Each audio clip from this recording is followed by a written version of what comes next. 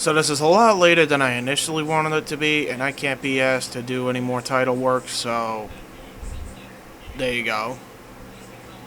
It's late by 2 weeks, not 1 week like it was originally supposed to. But here you go.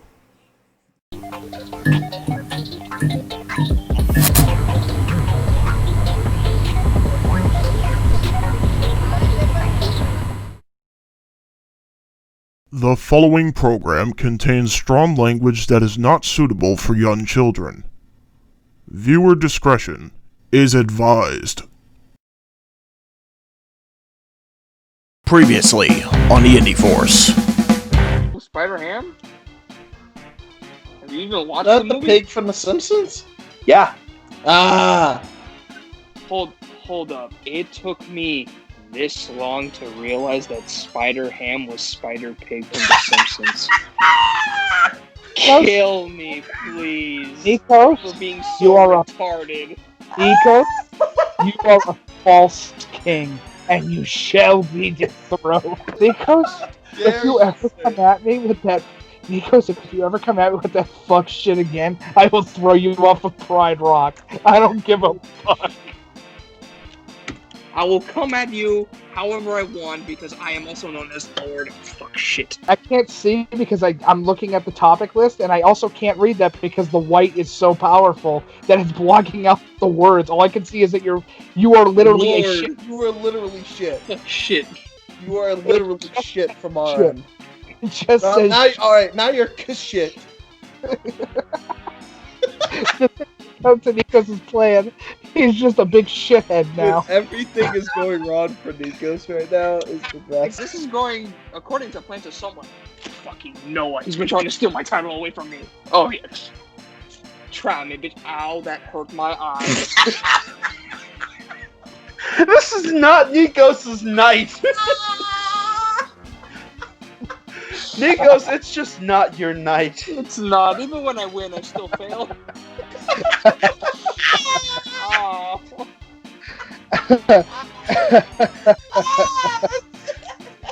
Dude, it was even before the filming of this episode. I went for a walk today. I slipped on a log and fell into a pond. You fell into a pond before? Yes. So what you're saying is, Nikos, today you've had swamp ass and shit on your head. Yes, I did.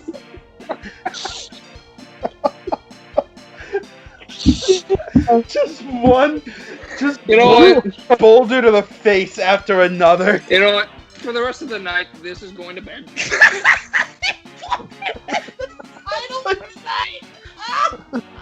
Whatever fucking cosmic being is kicking you in the balls is really going at it today.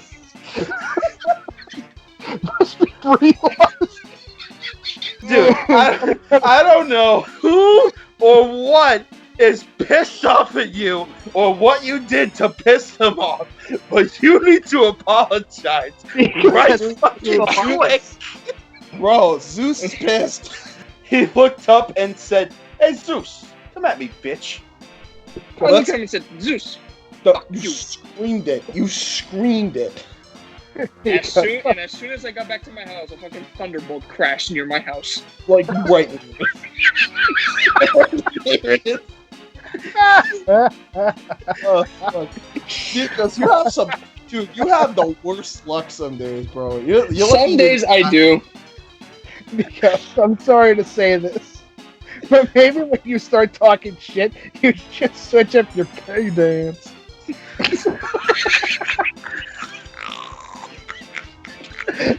Hey, dude. Looks like he's Felonious and Foreface.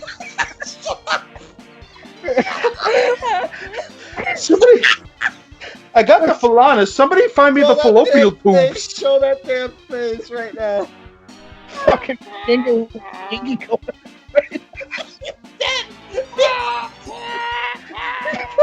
Because it's fucking dead. I've never heard that laugh. Oh my god. He's got the man. You got the foot and the chunk. Oh, I can't tell if he's laughing or crying. Both. fucking turn the camera towards you, bitch. Let the world see your Let us see your epic face. So you got the Zunkus and the Zuckus. Oh my head.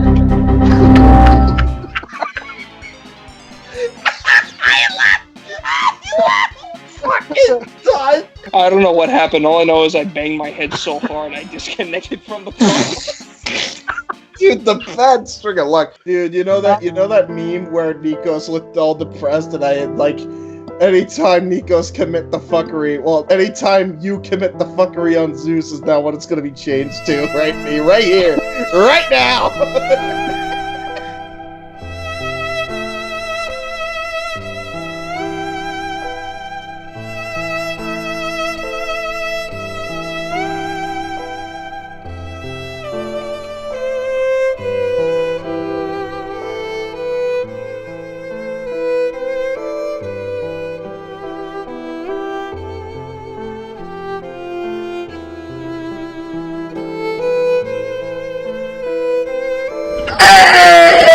In 2019, Michael X won the Wrestling Rundown Championship, taking the world by storm. But then, the virus attacked. These men promptly escaped from mental insanity by talking about the nerdiest shit on the internet, filmed in the Massachusetts underground. Today, still wanted by the people of YouTube, they survive as nerds, weebs, and dorks of fortune. If you have an obsession, if no one else can talk, and if you can subscribe to them, maybe you can hire the Indy Force.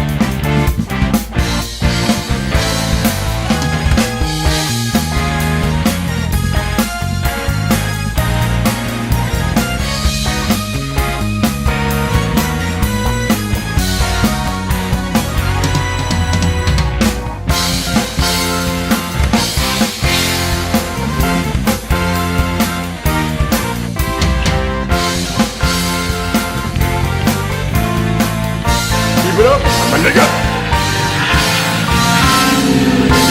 Indy Force! Assemble!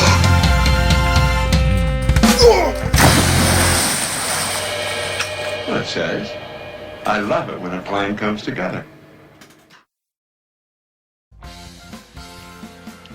Well, I'm back. Yeah.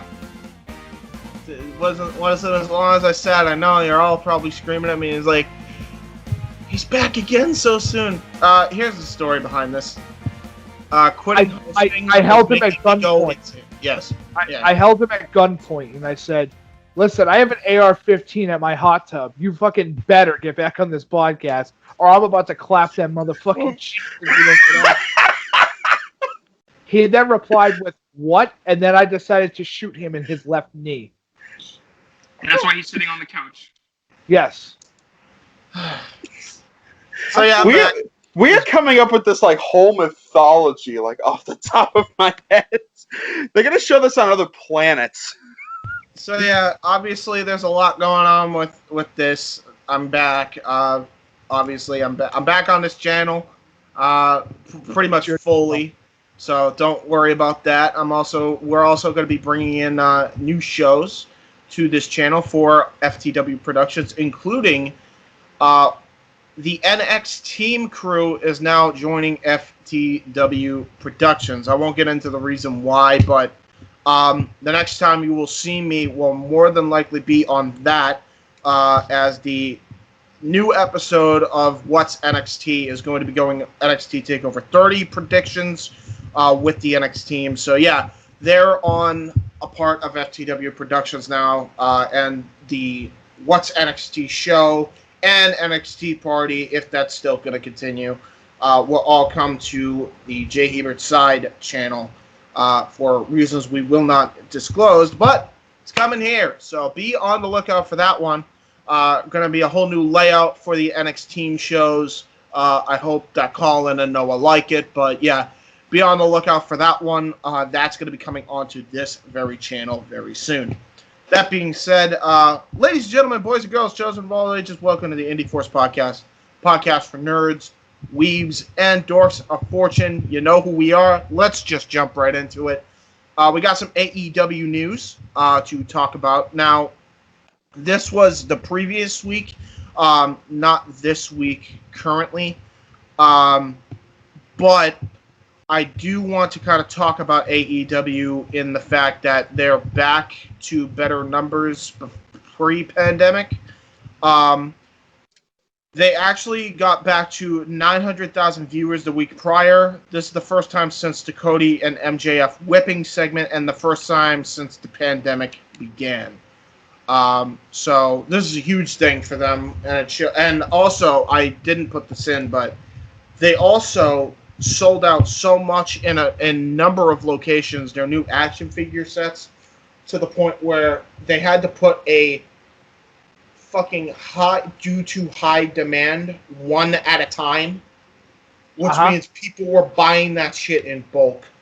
Which is cool. Honestly, that's probably the best news that they could ever hear. Absolutely, and we're thrilled for AEW at this. You know what else we're thrilled for? Sammy G's back! Yes, thank God. So fucking dude. I'll talk about it more on the J-Hebert side. Poor Excalibur. You're finally gonna do episode 2? Yeah, I didn't know what the. I think I'm just gonna turn it into a fucking. I think I'm just gonna put it into a fucking random, like, whatever the fuck I want to talk about podcast. So that's probably what I'm gonna do, because originally I was gonna turn it into a review show and I'm like, yeah, I don't like this. So I'm just gonna talk about what I want to talk about in it. But on that show, I'll talk about it more in detail. I just hated the fact that he was suspended for something he said. Like fucking 20 years ago? Yeah, 4 or 5 years ago. Guess what? Everybody in the world's getting shit because of that stupid-ass reason to this very day. It's like, listen, a comment I made 20 years ago is not how I feel right now. That's how I felt 20 years ago. Or that's how it was 20 years ago. Get the fuck over yourself. Like, we don't have a mental file to keep track of every single aspect of what we say or do. I'm sorry, but can I say one thing? Are we going to fucking critically hold Jerry the King Lawler to a standard when he calls somebody a bunch of flaming faggots when he was in ECW? Yeah, no. Who gives a shit? How about the fact that how many times did he say puppies and all this shit? You know, over the years of his career. You know, just a bunch. Just, you know what? Can somebody please take the clip of the look at all these chickens, but replace it with Jerry the King Lawler look going, at all these puppies, and just boobs flying in the sky for him. These puppies. The fucking nipples are covered up by actual dogs. That'd be hilarious. That would be hilarious. That would be hilarious. Maybe that will be the next meme. Who knows? Oh, by the way, speaking of memes, roll it.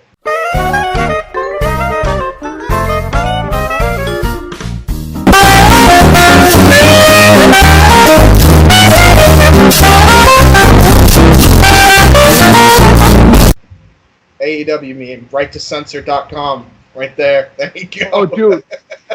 So, did I tell you that I went into a wrestling? I'm a part of a wrestling forum called We Love Wrestling. Yeah.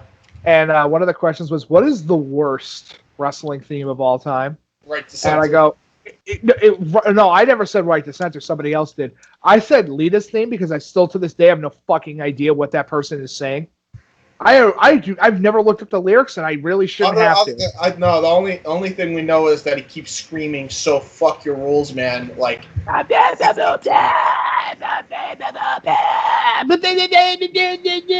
the fuck up and get raped. Yeah, dude. My God, shut up. Wow. Listen, Escalated quickly. Listen. When I can't understand a thing coming out of your mouth should be for other purposes. Oh, are you God. I really can't wait for somebody to supercut that and say the fucked up shit that comes out of Mike's mouth.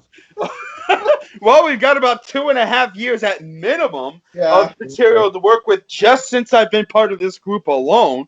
God knows all the other shit that's probably on tape in the past 10 years. Hey, I don't want to hear it, Mr. Jim Cornette will be the bottom bitch, or he's about to be the bottom bitch if he has his way. That is a very long story. I'll tell you guys about that off camera. Yeah. Now we're going to talk about it during the behind the scenes, because you have some splaining to do. Yes, I have a lot of splaining to do. First off, obviously, the reason why I'm so annoyed that Sammy was suspended in the first place was, it was 5 years ago. And by the way, on top of that, it was on the whole effing show, which, by the way, in case you don't know what that podcast is, it's Rob Van Dam. No.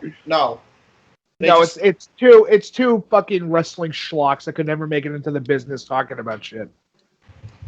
Yeah, and dude, it is honestly the grossest and just shittiest take podcast I've ever heard of in my life. And it's not that entertaining. I think it's like one of the guys. I don't think the other is too bad. I think little story about the whole effing show. We actually promoted the show. One of the guys retweeted it, and then the other guy straight up called us retards and speds for. We're not going to promote a sped CAW league. I think it was the guy that I can't stand. That even asked him the question about how hot is Sasha Banks, and then Sammy made his fucking comment. So the guy running the fucking ship over there is a fucking toolbox in his own right. So fuck him. And the guy that actually is kind of decent is the guy that retweeted us. Yeah, and then they unretweeted us because the other guy is like, "Fuck you."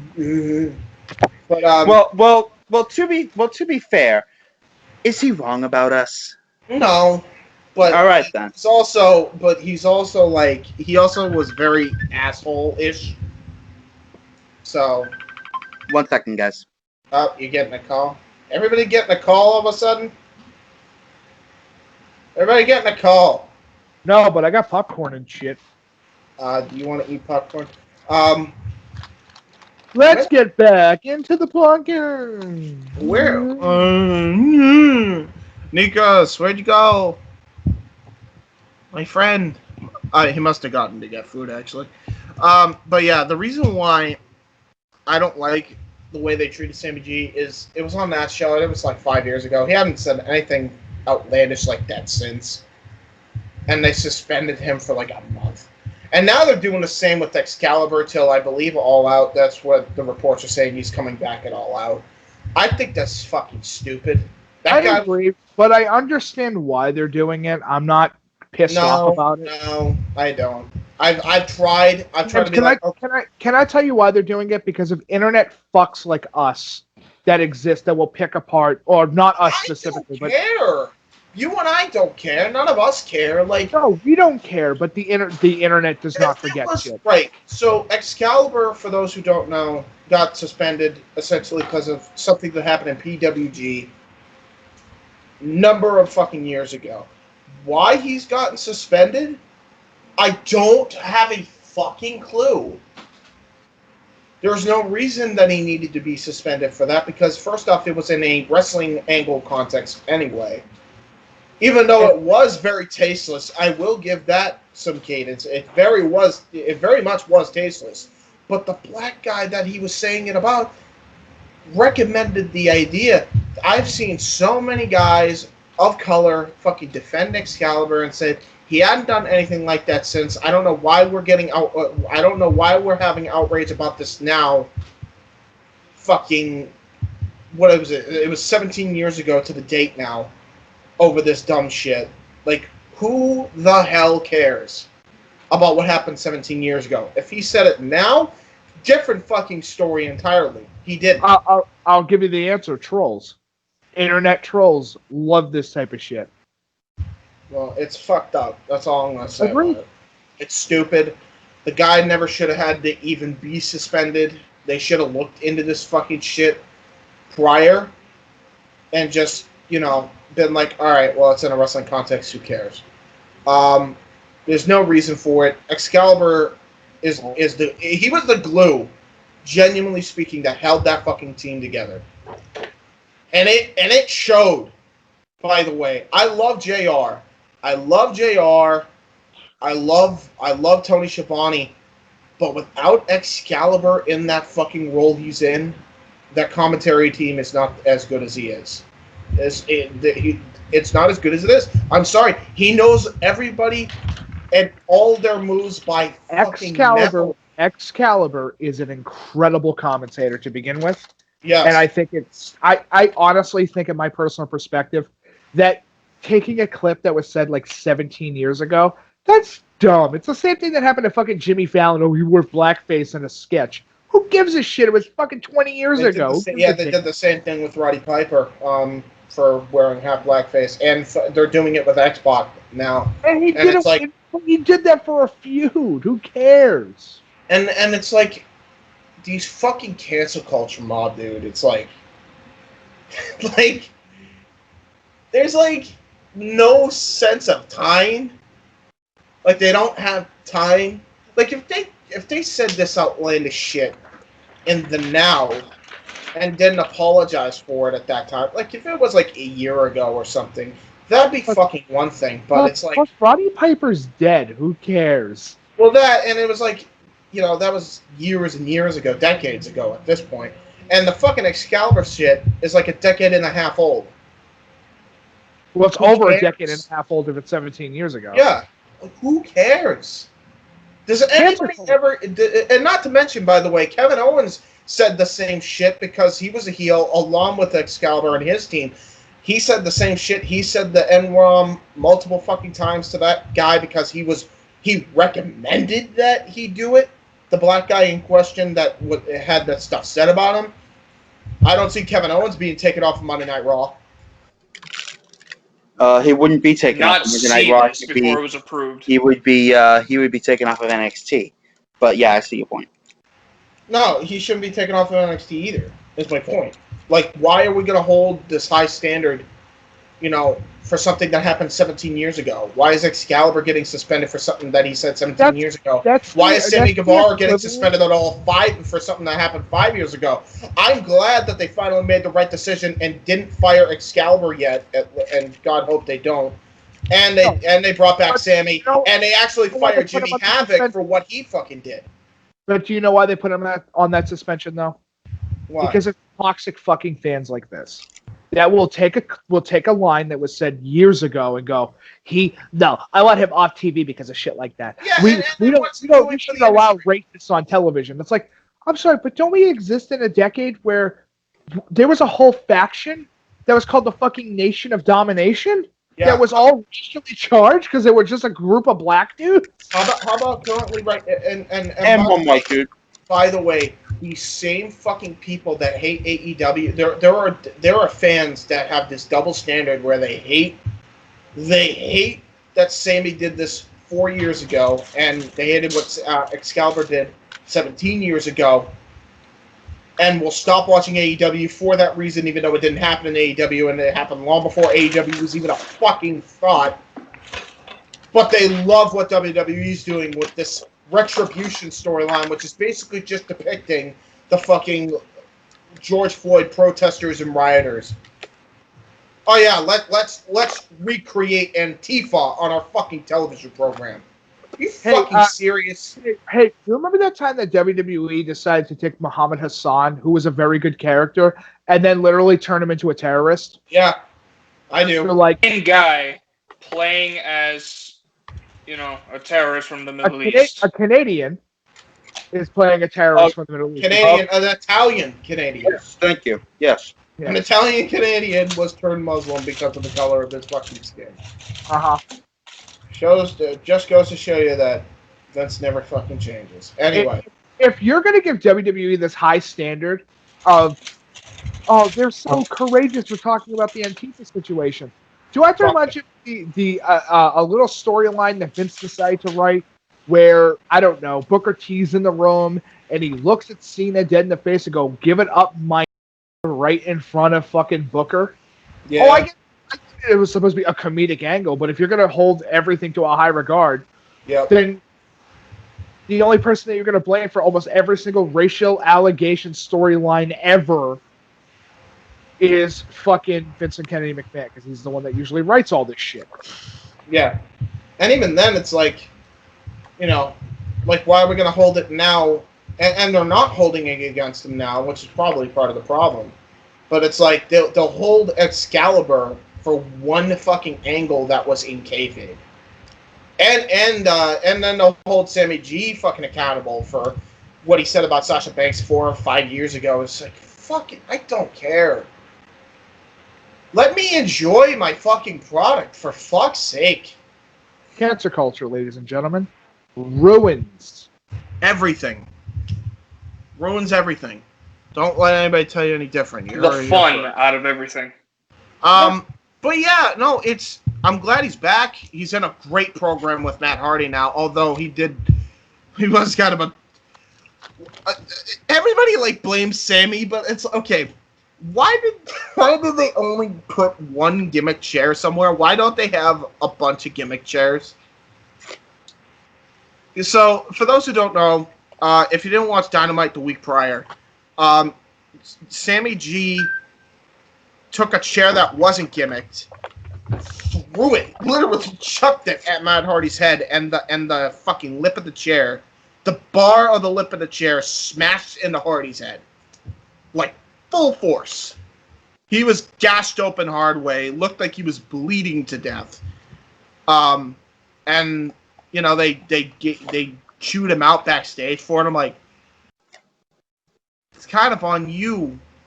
Yeah, that really is on you. That's on you, Tony. Why do you only have like one gimmick chair? You should have at least had like 4 or 5 on standby in that area. Hear me out. I was born in a time period, and so was James and Casey and Nikos. Born in a time period where hardcore matches were like a weekly fucking thing on television. Yeah, 100%. With ECW being around, with WWE doing the hardcore title and shit like that. So it's not a new phenomenon. Right. But back then, Now, granted, we have learned a lot more since those days, but yeah, I think we can confirm what we were thinking back in the day. Well, like, come on, we used to say all the time, it looked like he got hit in the head with a fucking car crash. So he took a car crash and then, he brained him. Come on, we all knew what the fuck was going on upstairs. Yeah, right? I mean, come on. How about the fact as well? You know, he did the thing, but now Matt Hardy being the consummate professional instead of all these people being fucking butthurt about the situation. They were calling for Sammy G to be fired because of this. Instead, Matt Hardy's now doing business with them and making this into an angle. Which, thank God there's somebody showing how to do business right in this fucking climate. Thank Christ. Because now the guy's taken this little accident, this botch, and now running with it in storyline, it's like, I'm going to fucking kill you, dude. Next time I see you, and it will be at All Out. And he's selling that feud in the pay-per-view. That's how it should be. Listen, injuries happen all the time in wrestling. You can't just blame fucking one individual for what happened. Nikos, I know you're probably eating, but you can hear us, right? Nikos? Hello? Hello?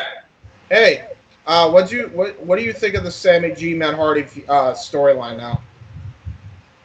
It's gonna be one for the ages. Like, really enjoyed what was going on throughout this feud, like what's leading up to it for All Out.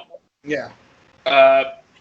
Although a week prior, when Sammy came back, I kind of expected a win for him. You know, now that he's got back. But if it was someone else besides Hardy that sabotaged Sammy's win, then yeah, I feel like that angle would have been ruined. But I'm actually glad it was Matt because he had a reason to. So now that they're building up the feud with him and Sammy, it's actually looking really good. Do you like it's the best for Matt I've seen in a while. Do you like the fact that instead of instead of Matt Hardy siding with the cancel culture mob, he actually did business and took the bots into a storyline? Which he should. That's how some of the best wrestling storylines go, is when a fucking botch becomes, oh yeah, he's really fucking hurt. Let's use it. Because this is professional wrestling. Look at Shawn Michaels, Chris Jericho in 2008. Yeah. But yeah, Nikos, did you know that chair spot was botched? Or would you have not guessed the way they weaved that into the storyline? That was botched. Yeah. That chair shot, that it was actually botched because they didn't get the right chair. It was not gimmicked.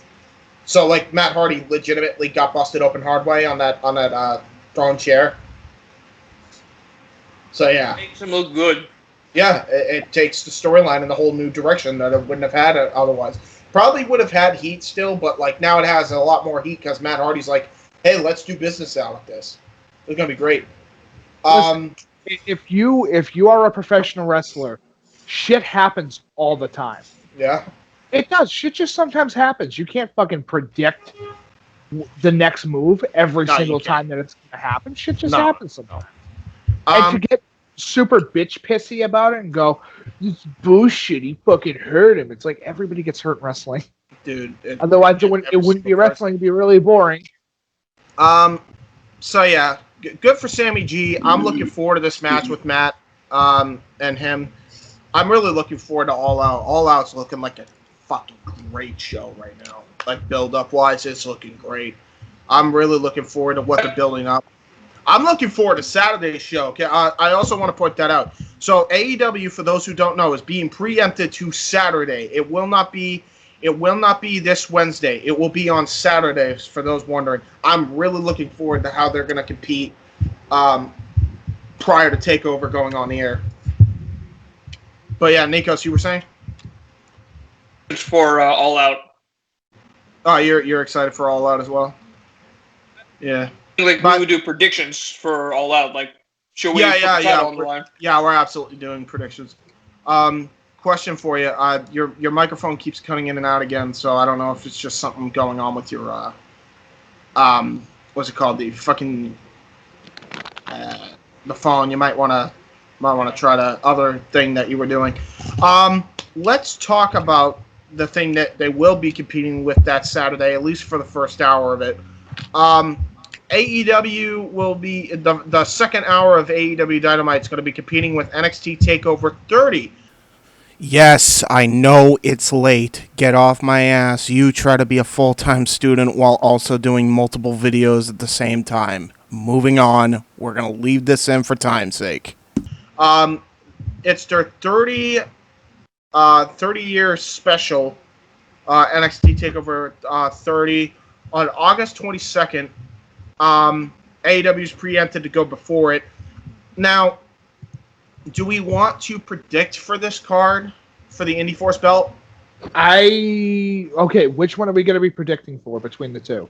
Oh, we're definitely predicting for both. I just wanted to know if you guys were okay with it, if we wanted to predict for this as well.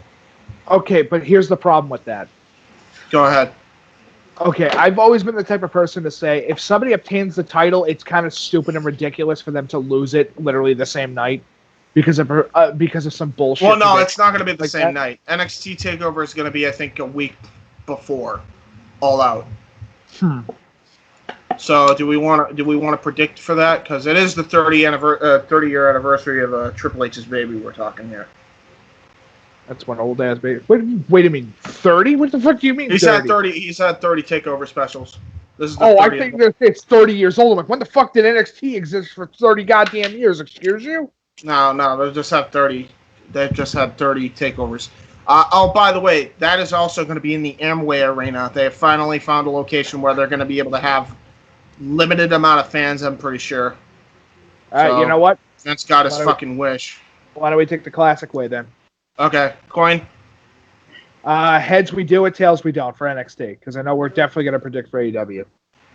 Nikos, what's your vote? I'm fine with either or, but for the coin flip, I'll say tails. I'm gonna say heads. Yeah, I'm gonna say tails. I'm going to say heads. So even 50-50 split.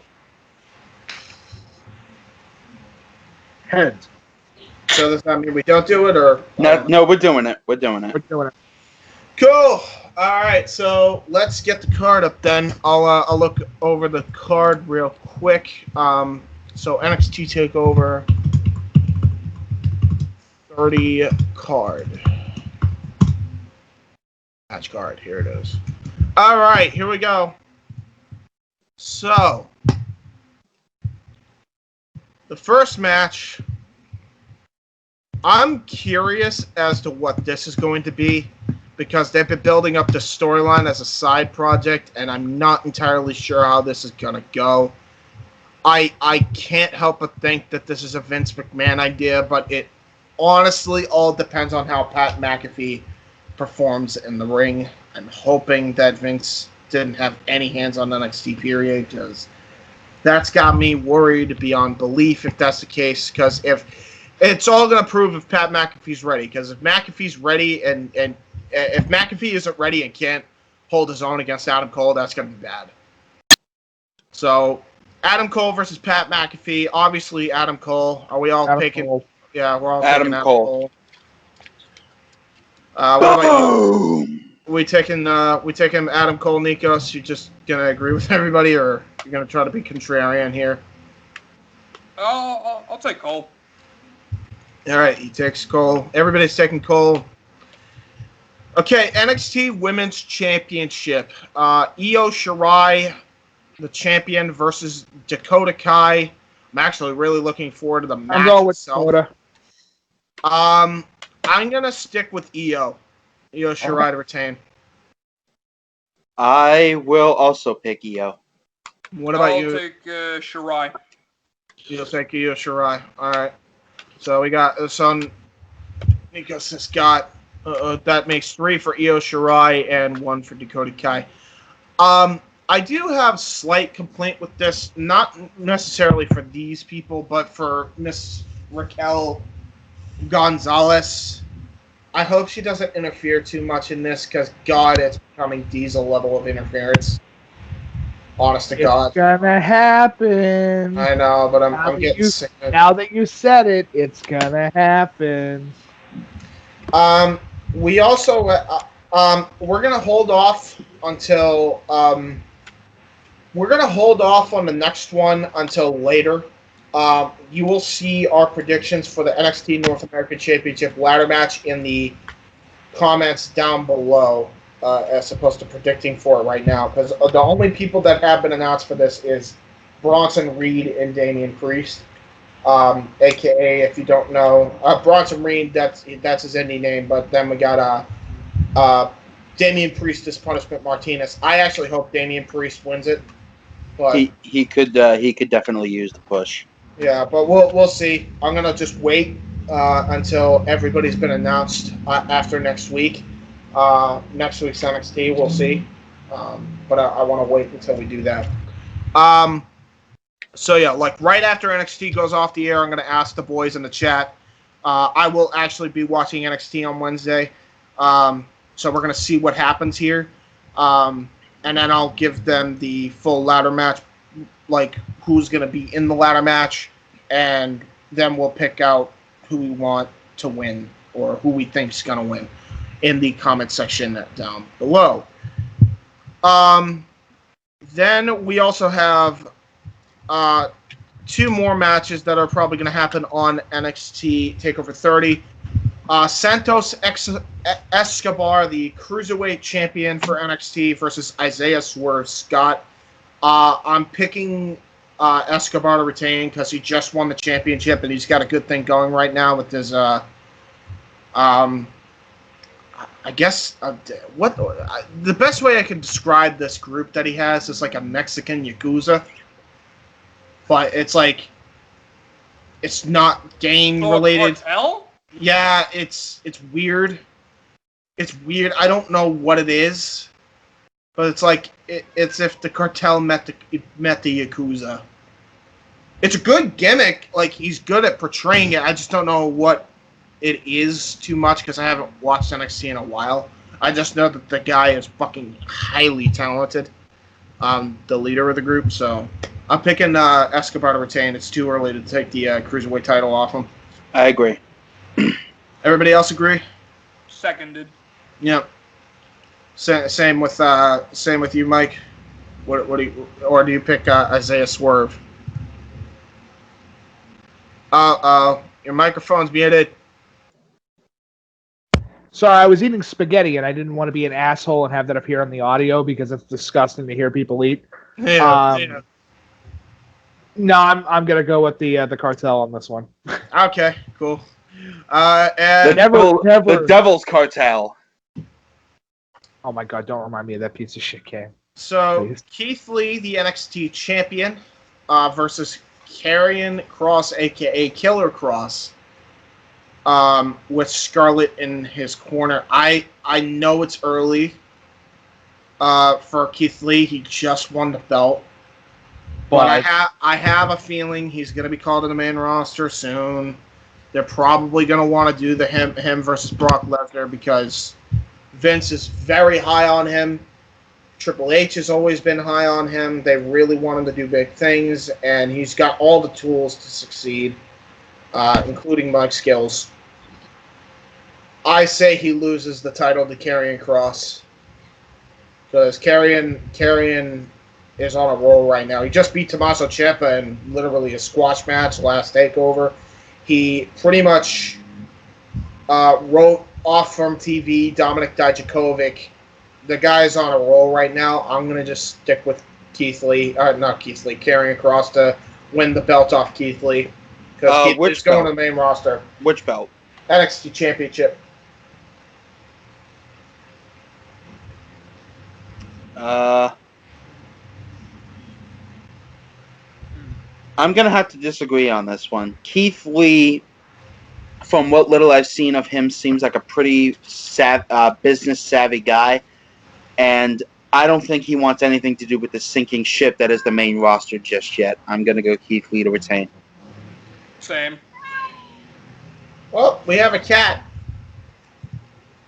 Which one is that one? That is little girl. Ah, pussy.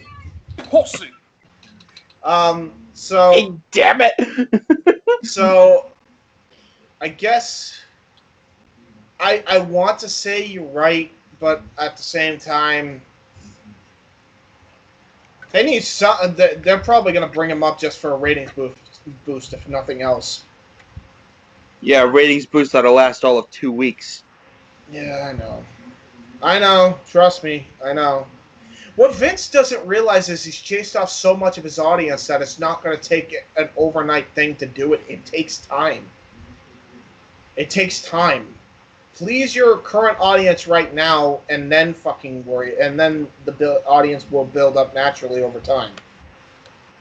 And at the very least, you'll at least stay afloat with the rating he has now, because it's too late to get over 2 million. It's just not happening now. But like AEW right now, they have not fallen below, the worst week they've done, was like 600,000 Christmas Day? And that was Christmas Day. Or the week before Christmas Day. It's not that bad. And even then, I think they pre-taped that one, so. So to me, it's just like, I don't know. They shouldn't do it unless they have a plan for him. I feel like because Vince is so high on him, they had a plan for Keith Lee versus Brock Lesnar, which honestly I would like to see that match, because Keith Lee and Brock Lesnar are fucking freaks, and that would be a great match. Yes, 100%. I would love to see that. Not to mention the fact it would actually be one of the rare instances where Brock Lesnar working with a bigger guy would actually help him in this case, because Keith Lee wrestles like a Daniel Bryan, but can also wrestle like a Brock Lesnar, and so can Brock Lesnar. He could do like flips and shit if he wanted to. Should he suppress anybody? I would love to see that if Brock Lesnar showed up to work. That'd be a hell of a match. But here's the thing: you're asking Brock Lesnar to show up. Well, I mean, he has. He had a hell of a match with Seth. So we'll see. I don't know. But let's go on. Yeah, I think that's everything. Mike's, what do you got? Karrion Kross or Keith Lee? Keith Lee. What about you, Nikos? I'll agree, Keith Lee. All right, I guess I'll be the only one on Karrion Kross. I hope it is Karrion Kross, and I'll explain this, because if it's not, why did they rush him to the NXT Championship so quick? For the lulz, maybe? I don't know. For the rub of being in there with the NXT champion, and if they're gonna do it, now hang on, James. Okay. If they do the match the way I have a feeling they're gonna do it where Keith Lee, yeah, he beat him, but he barely beat him. This is something that Bruce Pritchard, if you remember, was infamous for just before the Attitude Era was going on. It was a case of. Right. Well, here's the thing, though. It was a case of they want to build for a rematch at the Survivor Series Takeover. I get that, but here's the problem with that. If it were any other character gimmick, I'd agree with you. Karrion Kross has a satanic cult-like gimmick where he's a killer, and has literally run roughshod over everybody he's faced. Tommaso Ciampa was his first win, and he beat him in 8 minutes with a guillotine choke.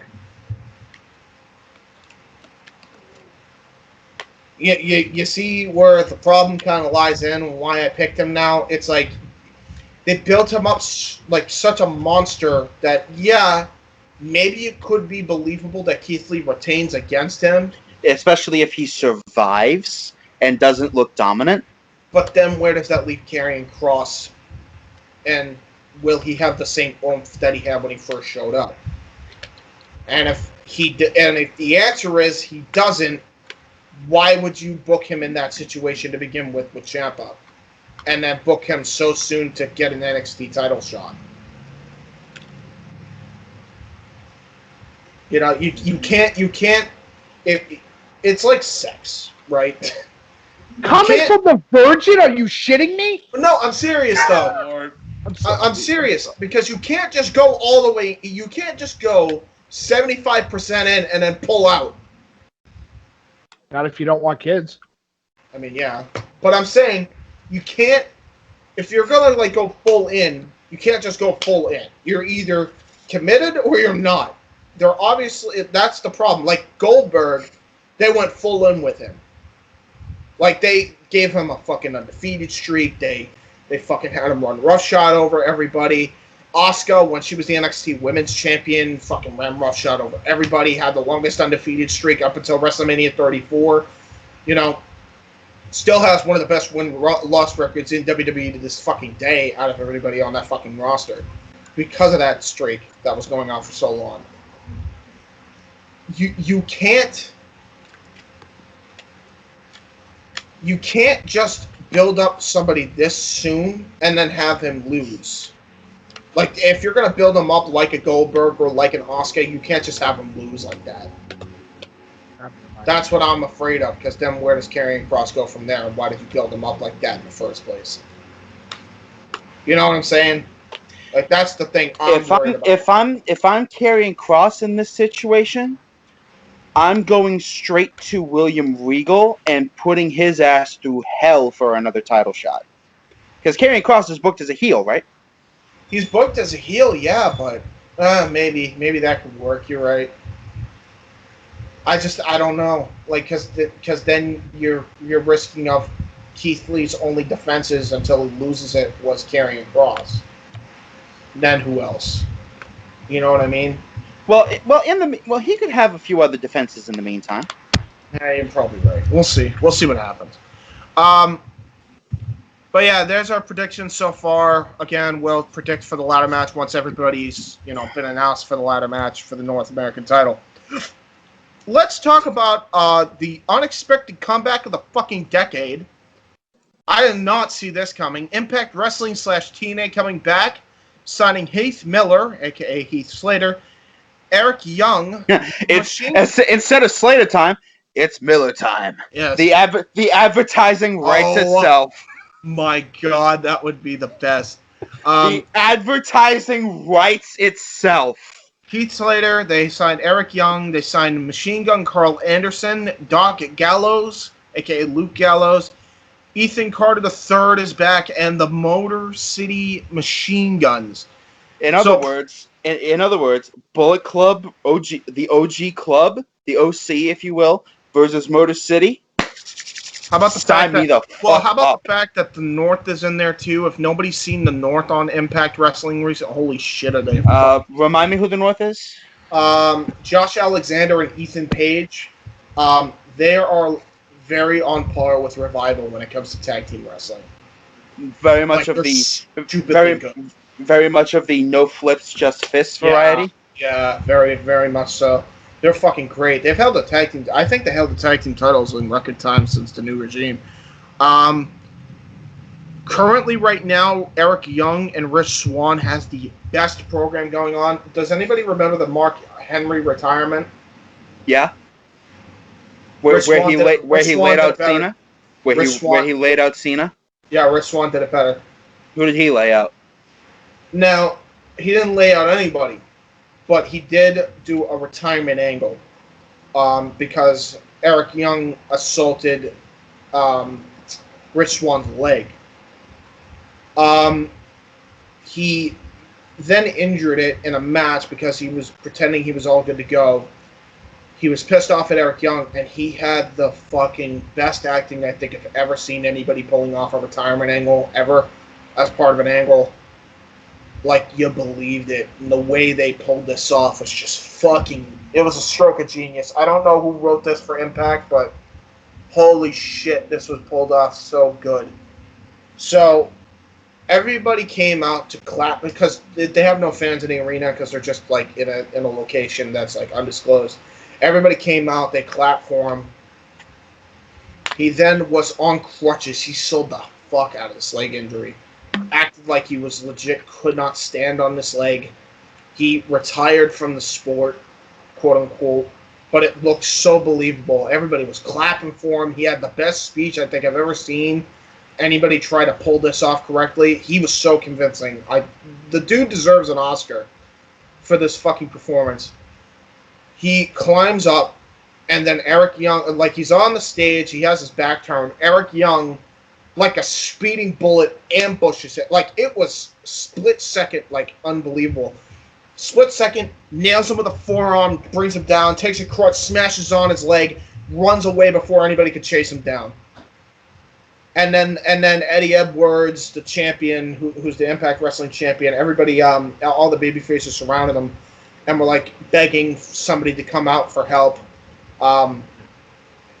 Rich Swann screaming in bloody murder agony. Fucking outstanding work by Rich Swann. Out fucking standing. If Impact doesn't get back into onto a major television network on the maybe AEW. If AEW doesn't see this and fucking gets Impact and acquires it as a partnership and puts them on TBS from this, I don't know what the fuck will. This was so goddamn good. This was outstanding. I don't think it's gonna be if no one's seen it. Oh, I'm absolutely willing to see the clip when we go to commercial break, but I don't think it's just one moment that's gonna land TNA the AEW deal should have happened. A series of these moments, absolutely, but not just one. That's the golden ticket. Honestly, everything else has been fucking great with Impact. I've watched Impact. I haven't watched Impact in ages. I love the direction that they're going with the Motor City Machine Guns. I love what they're doing with Ethan Carter, making him mysterious. I love what they've done with Moose, and they brought back the TNA Championship, and he's defending it as if it's the real World's Championship. They're doing a Shawn Michaels Razor Ramon. Basically, I hope that's the direction they go in, but they have to. I think they have to have Ethan Carter win the Impact World Title, and then have Moose versus EC3. And I don't know if that would work necessarily. I think just because if you're doing a ladder match, actually no, that might actually work better for Eddie Edwards versus Moose. because Moose would be Razor Ramon, and then Eddie Edwards in this case would be Shawn Michaels. But yeah, awesome stuff. If nobody's seen Impact recently, go give it a watch. It's actually the second best wrestling TV show going on besides Dynamite. It's honestly the only two other than NXT, which I'm starting to get back into now. The only other wrestling shows I watch right now are Impact and fucking Dynamite. They're like the two best fucking shows right now on television outside of NXT. And even that, I think NXT is like trailing at number 3 compared to these two shows. I think Impact's beaten NXT quality wise. I think the only thing they haven't really beaten is Dynamite. I think that's only because they don't have fans in their arena. So they can't really do much about that. Because I think they're in Canada. I think they're still stuck in Canada. So, but still, if nobody's seen this, go give it a fucking watch. It's incredible fucking acting by Rich Swann. So yeah, there's that. And yeah, let's get on to something that's not so great. My acting career. No, you've got a lot better actor. You've got a lot better actors than Raw Underground has. I want to point this out real quick. Mike is not masturbating. He's just shaking his leg, but it looks bad. Mike, can you it looks bad from my angle. Hold on. Let me help. just saying. I was expecting Mike to go. That's the whole reason I'm doing it. Actually, that is the whole reason. No, but I just want to point that out, YouTube, before you fucking demonetize or try to take me down for that. Bro, we're not even monetized. Who gives a shit? Yeah, right. But yeah, let's talk about the shitty fucking. Hey, I can't help my ticks. All right, that shit can't be helped. Let's start this topic off, James. I gotta ask you: did you enjoy Fight Island? I enjoyed it far better than this, and that shit was trash. Fight Island. I have a question for you. I have a question for you. When the fuck did Bully Beatdown get more money? Because that's exactly what it was. How about all it was? That's all the fucking thing was a shitty version of Bully Beatdown. I genuinely didn't think. I never thought in a million years I'd ever say this, but I'm gonna say it. They somehow outdone themselves, and somehow outdone the Brawl for All on the worst segment of all time. I don't know. No. I mean, Brawl for All was more... What about giving birth Brawl for All was shoot fights. In this case, with Raw Underground, it's shoot fights that are worked. And they only go 90 seconds. Just like the Brawl for All pretty much did. And it's blatantly, by the way, ripping off Lucha Underground. Like, the set, everything. Just blatantly ripping it off. What else? Dolph Ziggler was in it, I think, at one point for some reason. Can you just leave? I'm tired of seeing that dude. Random fucking PC people get an opportunity and just... They're essentially squash matches. It's so dumb. It's like, it's honestly, and then there's strippers for some reason or whatever. I guess they're TV-14 now. They're not PG anymore. Yeah, they got stripper. It's like, it looks like a Vince Russo creation on crack. Which is saying something, because Vince Russo was pretty much on crack during the end of the Attitude Era anyway. Oh my god, it's bad. It was awful. Bad. It's the fucking worst thing I've ever seen. And look, other people like the segment, so whatever. To each their own on the actual segment. But here's my question about what Raw Underground... here's a legitimate question that I have to ask about Raw Underground. How is this going to affect the ratings in a positive way? It won't. I'm sorry, did you say ratings? I thought we just wanted to film people just, fake fight each other. Only ratings. the only reason they even did Raw Underground, along with the Retribution angle, which we'll talk about next episode, is because they needed to try something new. So this is their way of trying something new. This is the moment they need to go back. The problem here is that it's going to work 1 week, and then they're going to look at this and be like, oh, so this is what was hyped up, so I just wasted my fucking time, and they ain't going to come back. They ain't going to come back for next week. So, yes, they won every demo. They got every demo up for 1 week. It's going to go right back down to shitter, guaranteed. It probably already has, because this was the first week. I think the first week was the week prior. So now this week, I think the ratings have already gone down since that week. So I'm here to tell you, whatever you think of the angle, whatever, if you enjoyed it, that's one thing, good for you. But this is not what Monday Night Raw needs. Everything that AEW, everything that Impact Wrestling, and everything that even their own fucking backyard in NXT is doing, at least God hope NXT is still going to do, is what Raw and SmackDown need to do. They need to build character development, they need to long-term book, and they need to book a long-term angle or a long-term schedule on what they want to do and how they want to do it, that cannot do this week-by-week bullshit. Because it just doesn't work. It doesn't work anymore. AEW is doing it right. Impact Wrestling is doing it right. And right now, Monday Night Raw, I'm sorry to anybody that thinks that they went up by a couple 100,000. Do you idiots realize that Monday Night Raw is where TNA Impact was in 2012?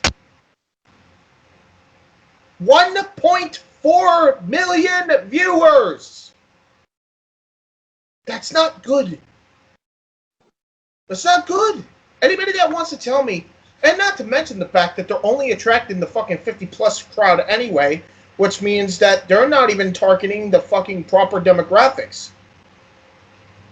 The ones that make the most money, which is the 18 to 34, which is the 18 to 49, which is the only reason, by the way, they went back to TV 14 in the fucking first place. And they think that magically changing the rating is going to fix the problem. Guess what? It's not going to fix the problem. It doesn't matter your fucking television rating. You can have TV PG, you can have fucking TV 14, you can have TVMA. If you're fucking not consistently booking your show week to week to week to week to week on a yearly basis and coming up with a long-term strategy and plan that follows in line to what the fans want to see in their product, your core audience, you're not going to win. You're not going to get those viewers up. And I'm telling you right now, everybody wants to say like, oh, well, that's not fair because, you know, Dynamite does a lot of the same shit that WWE does. They have some things that make no sense. Yeah. You know what they did when the Nightmare Family fucking didn't work out? They stopped doing it. And that was a good call. And that was a good call.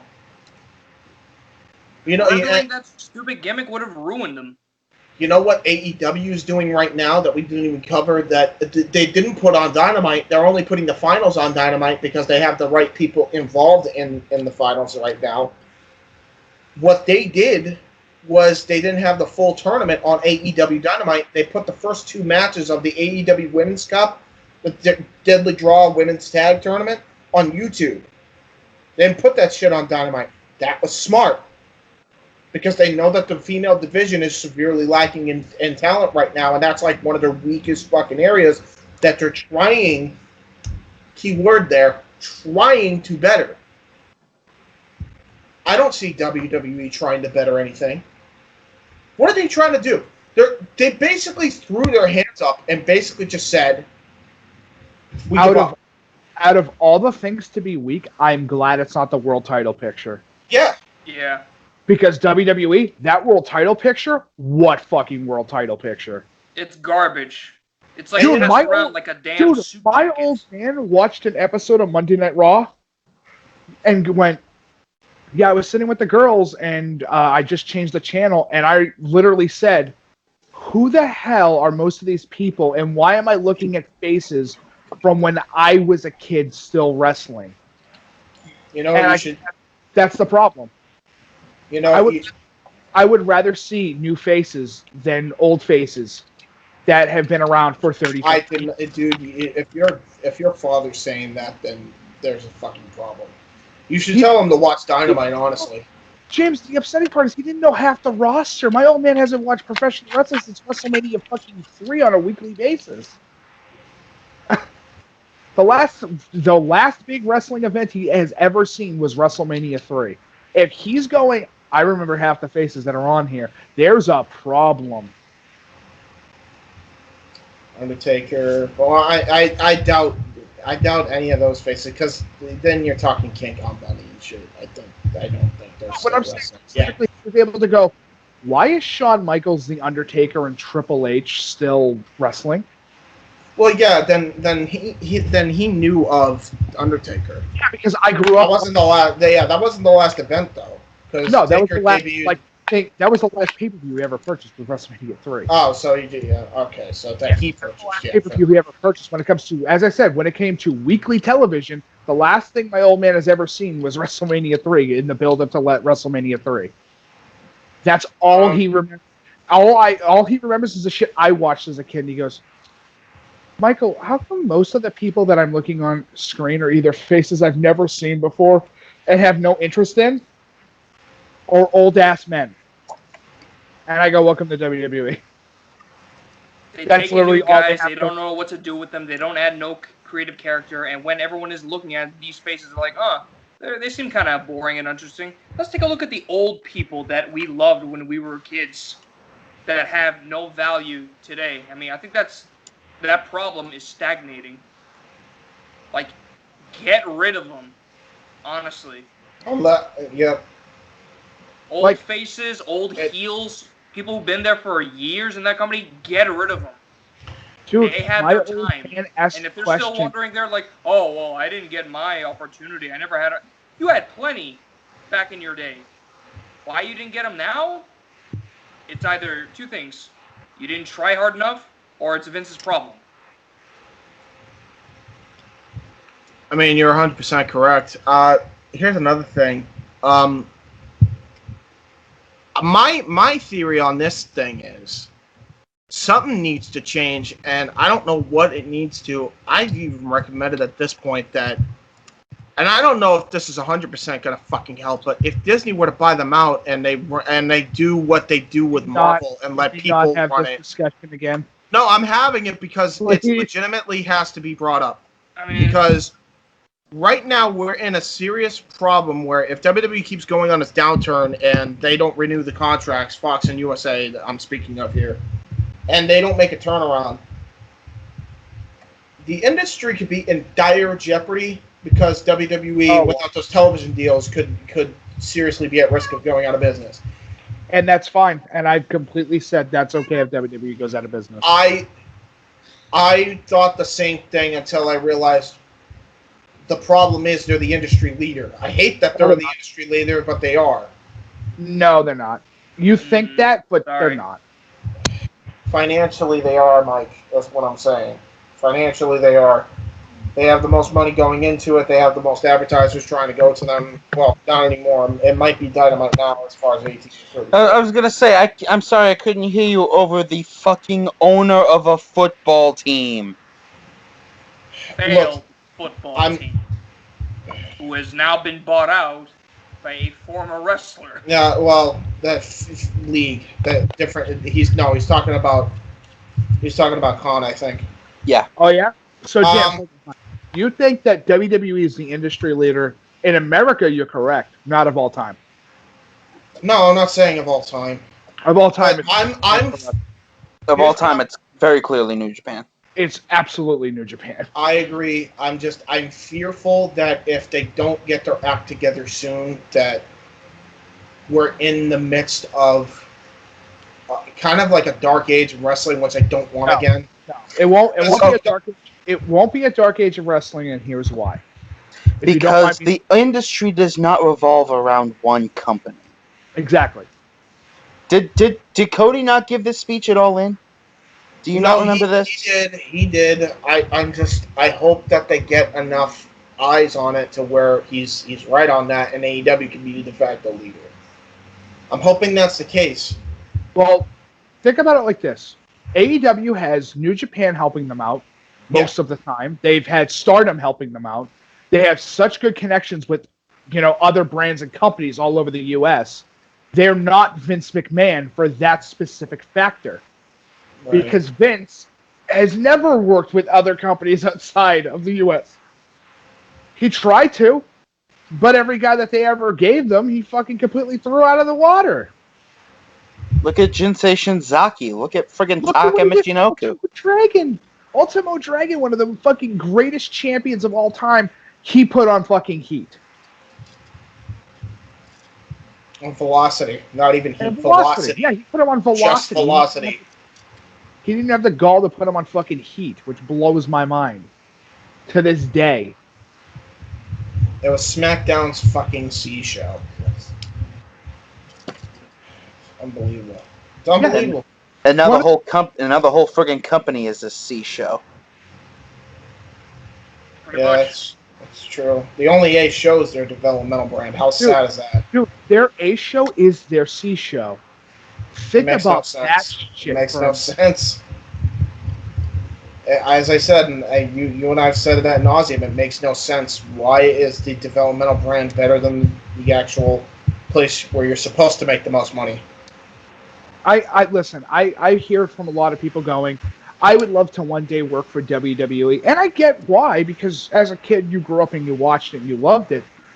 But I would rather be a part of ICW, for fuck's sake. I'd rather go across the pond. I wouldn't know. I wouldn't right now because they're owned by WWE. Never mind then. Jesus Christ. Yeah, they're gone. They're gone. They partnered up with WWE. It's over for them. How do you Progress, same thing. Progress, same thing. Evolve just got bought out recently by WWE. Same thing.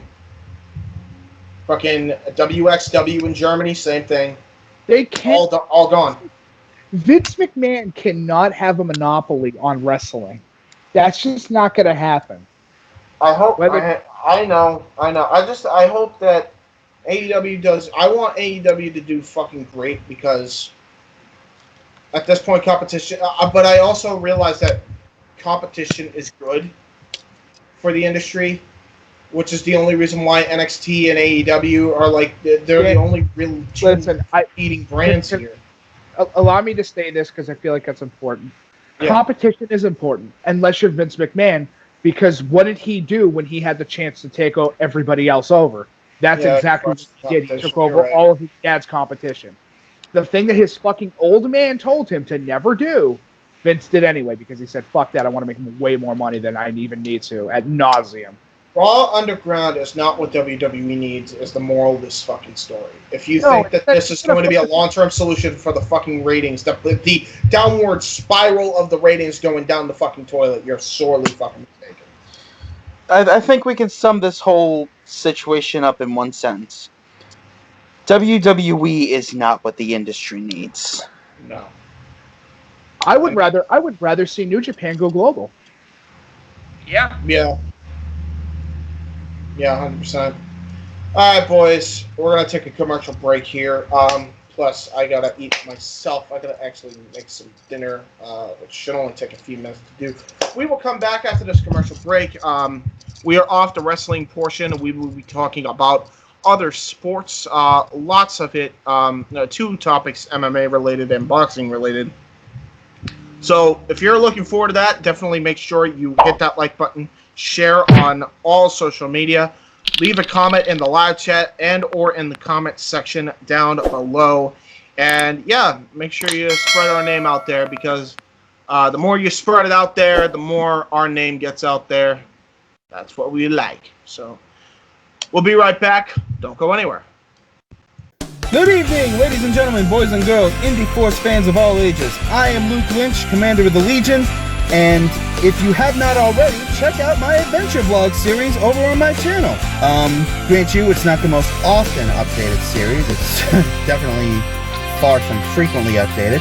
But when it is updated, it's good times, geeky, nerdy, and fun times all around with cool geeks from all walks of life. For example, YouTubers, content creators, Twitch streamers, you name it, I've got it, all on The Adventures of Luke Lynch, which you can find on my channel. Subscribe, like, comment, watch, share, do the whole thing under the umbrella of For the Win Productions. Future James, take it away with that outro.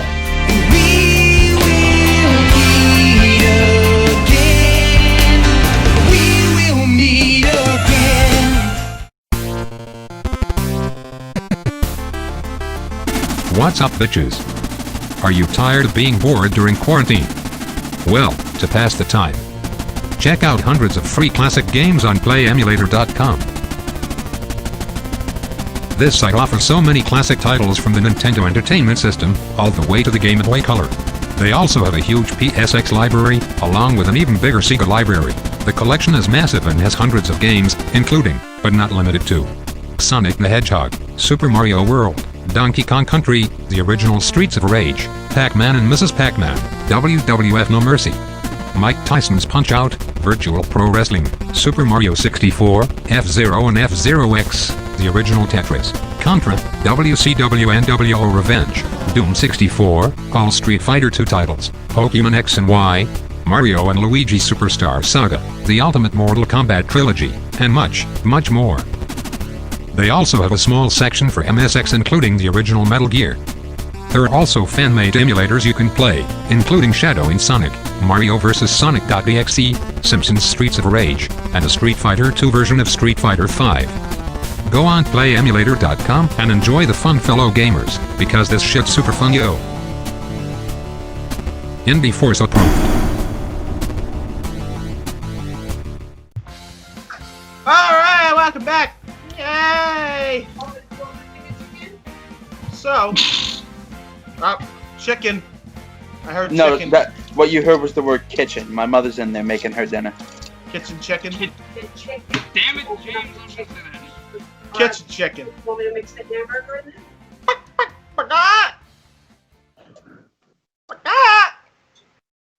I hope you get hit by it. I hope you get hit by a truck. I hope he gets swarmed by chickens. I think it's attacked by a pheasant farm. Chicken today! Huh? Are you choking to death? No. Not making noises. You're choking to death. Forgot? James, that joke was. James, that was so funny. I aborted my fetus. No. That's how funny. My dad thought I was choking. Apparently, my dad thought I was choking when I was doing the chicken impression. Choking the chicken? Oh my God. No, that's for later. Anyway. Sorry, it was a golden opportunity there. All right, let's get to Conor McGregor. We're going from one chicken to the next. So, could Conor McGregor's retirement be a troll, or a retirement tweet be a troll? If it is, can he take on Jorge Masvidal, please? Please? Please? Just so we can get his ass handed to him in 2.5 minutes? Hey, all right. Look, this is the reason why. They have two of the fucking most devastating fucking hands of the business. This is why. I'm actually expecting a dogfight out of this. Like, these two will beat the fuck out of each other if they ever get into a fucking octagon with each other. I love it. I'd love to see it. I think that's a money fight. I don't know if anybody else thinks No, a money fight is having McGregor fight Silva. Yes, but still. No. But it's Jorge Masvidal. It's in our intro. Oh, you think you'll go? No. Yeah, meow my ass. How are you gonna put some respect on my boy's name? Jorge Masvidal. You can't make me. No, I won't, but he will. He better have a gun pointed at me or I'll break his little fingers. Would you imagine? Just don't be a wrestler, because that's your first mistake. Don't be Ben Askren. Goes for a takedown, gets straight up kneed in the fucking temple. I got him. 5 seconds. Didn't get him. I got him. I didn't get him. I got him. I'm unconscious. So, what happened to you? It was a dumb shit. We also got to give credit to McGregor on this one instance that he's got one of the fucking most devastating left hands in the fucking business. Holy shit. Yeah, if you can connect with them. Yeah, if he can connect with them. But once he connects with you, it's done. It's fucking done. Otherwise, he's just going to be on the ground like, I thought I had him. And the ref's like, at what point did you think you Yeah, you didn't have him. You lost. Thought you had him? Boy, you ain't even in the right state. For the record, Nikos, you now sound like you're talking in a tin can. So, I don't know what's happening with your mic today, but... How is this? Is this okay? No. You're still... I call upon you from the moon. Would it be better if I wore the mask? No. I'll fucking do it. No. I didn't know who you were till I put on the mask. Do you feel in charge? Oh god, Nikos, the filter is not helping you, because that sounded pretty good. One Gotham is ashes. Michelle, you gotta burn down Gotham. Hey, who's in the bathroom? And I'm covered in shit. So, yeah, okay, if they were to do a fight, I would love to see it. I don't know if anybody else would, but I think just to see who, it's either going to be a quick knockout or it's going to be a drag-out fight. I hope the drag-out fight. If they're not on Fight Island, it's not worth it. Well, Fight Island fucking failed too. They didn't do it right. No. Serious missed opportunity there. We needed Mortal Kombat inspiration, man. We didn't get any of it. It's like, dude, Mortal Kombat is like, this is half the reason Mortal Kombat exists in the first place. Because Fight Island. No. MMA is half the reason Mortal Kombat exists in the first place. That's a complete lie. You know why Mortal Kombat exists? Because Bloodsport. Because Bloodsport existed, which was a Jean-Claude Van Damme movie. And a very good one. I actually saw it. Yes. So, to be fair... If they ever do a Street Fighter remake, I nominate Jean-Claude Van Damme to play the role of Abel. Abel? If they ever do a Street Fighter remake. They can never do a Street Fighter remake because the guy who played Bison is no longer with us. On top of the fact, James, I don't want Jean-Claude Van Damme near any of my movies with his cocaine addiction. Thank you. Okay, the next best Van Damme to pick him then. Rob Van Damme instead. How about neither?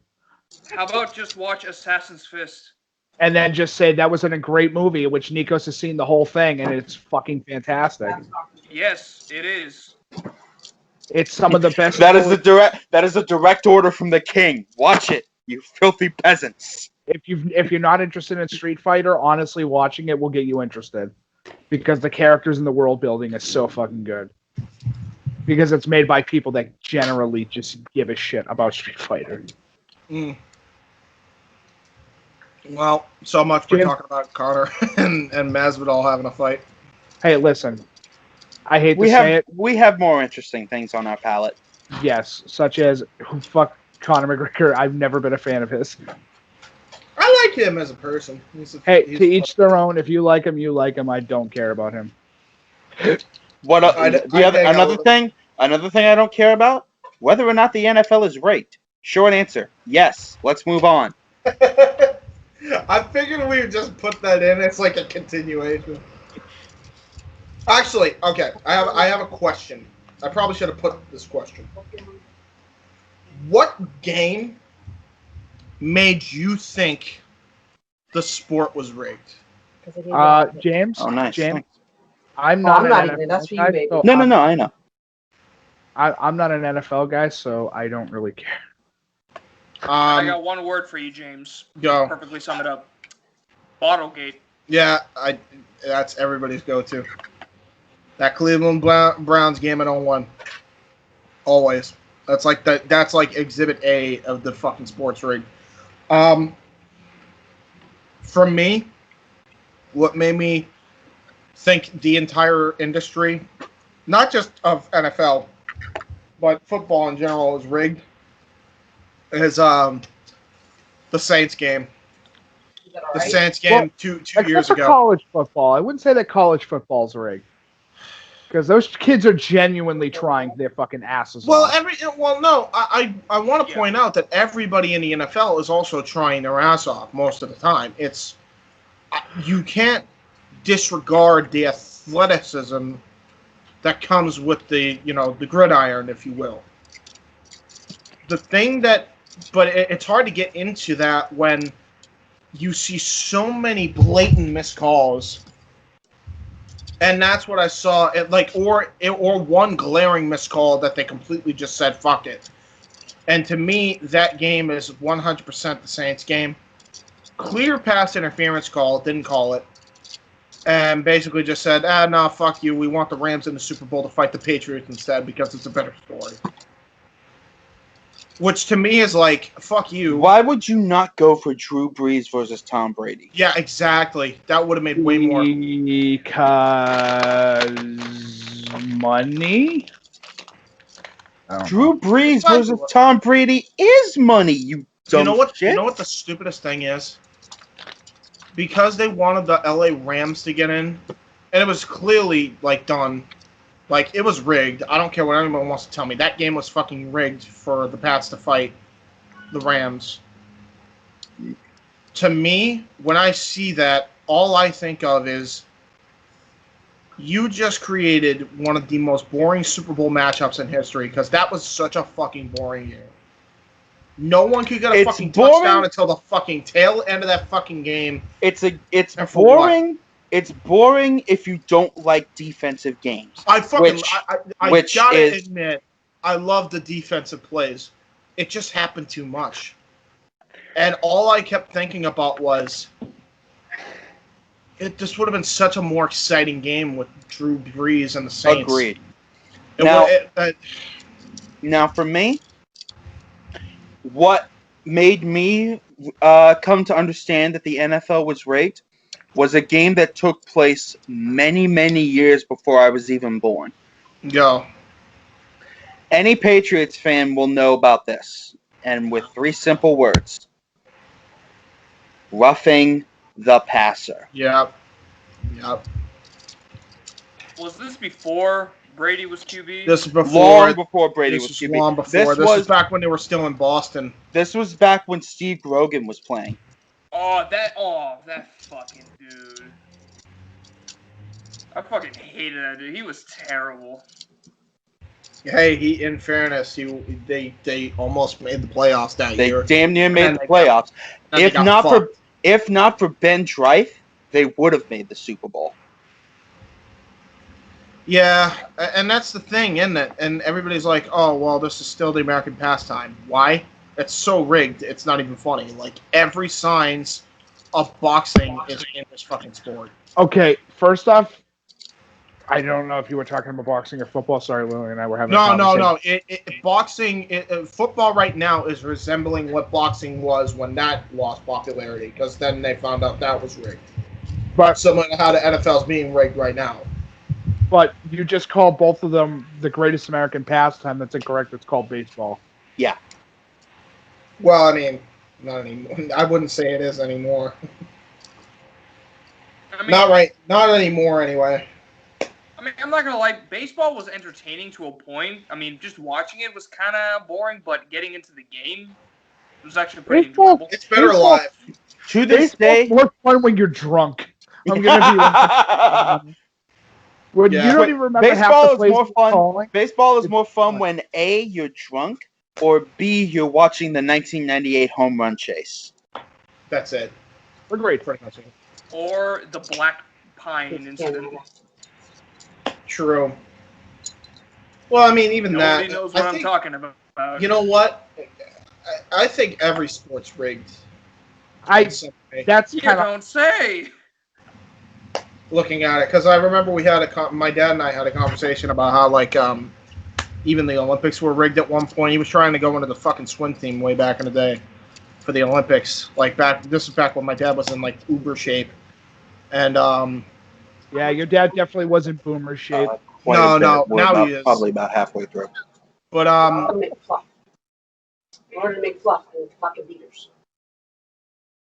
What happened? I'm sorry. So how long before your next commercial break? 1, 2, 3 topics. So probably about 20 minutes. You guys do tonight. Anyway. What was I saying? I'm sorry. You said that every sport is rigged.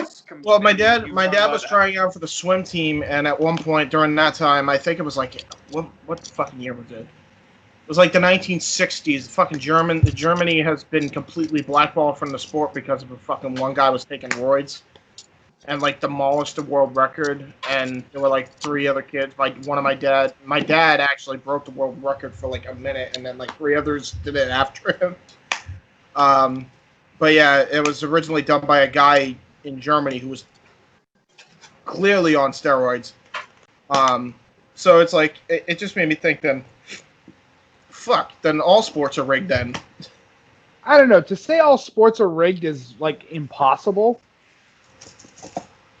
I don't think so. Okay, hear me out. You know what's the hardest game to ever rig? Go. Hockey. You have a point there. That might be the only one, though. That is literally the hardest sport in the world to rig. Not saying it's impossible, but do you know how many fucking factors go into a hockey game? Well, ice physics alone will rig it no matter what. Yeah, but ice physics alone is going to throw a huge monkey wrench into just about everything. Uh-huh. And you got to account of all the fights and bickering that goes on in That's why it's the greatest sport of all time, dude. Hockey's the greatest sport of all time for the fact that they will literally fucking fight it out. They're about to duke this shit out right in the middle of the ice. And that's what I think. I think all sports, it's you know what? Let them fucking fight and see what happens. Let them go at it. Who cares? Let the entire team go at it at once. As I showed Casey, let the hockey players go into the stands and start Football fighting. rumble. Right in the middle of Patriot Place. By the way, I'm not making that clip up at all. I hope you know that that's a real clip. No, I know. I've seen them. The Boston Bruins. I think it was fucking versus attacked fans. The Islanders. I think it's the Bruins versus the Islanders. The Bruins. In what, the 70s? In the 70s, start running into the fucking stands, and you see very plainly. With sticks. No, they didn't beat it with sticks, dude. One of them took off a dude's shoe and beat him with his own shoe. Bad. Have you ever experienced bad Mighty 3 shoe beating? Is a bad ass. And he's on Nessun now, if I remember correctly. That's hilarious. Well, speaking of fisticuffs, Mike Tyson to take on Roy Jones Jr. in a boxing match. Weird matchup, by the way. That's a weird fight. Very weird matchup, at least nowadays. 15 years ago, this would have been a dream match. Yeah, Casey, do you want to read this one? Yeah, I'll take it. Hang on. Yeah, it's MMA news. That's the only article we actually have for the show. And then we only have one YouTube video. So yeah.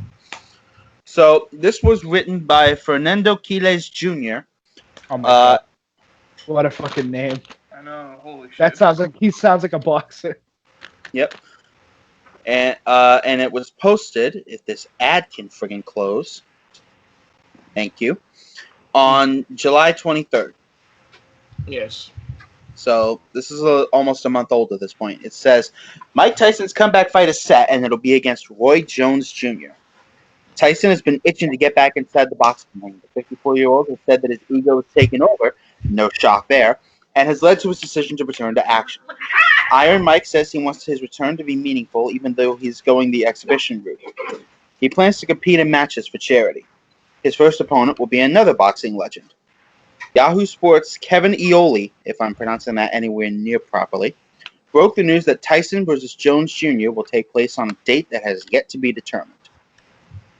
Big news. At Mike Tyson is coming back. By the way, quote, big news. At Mike Tyson is coming back.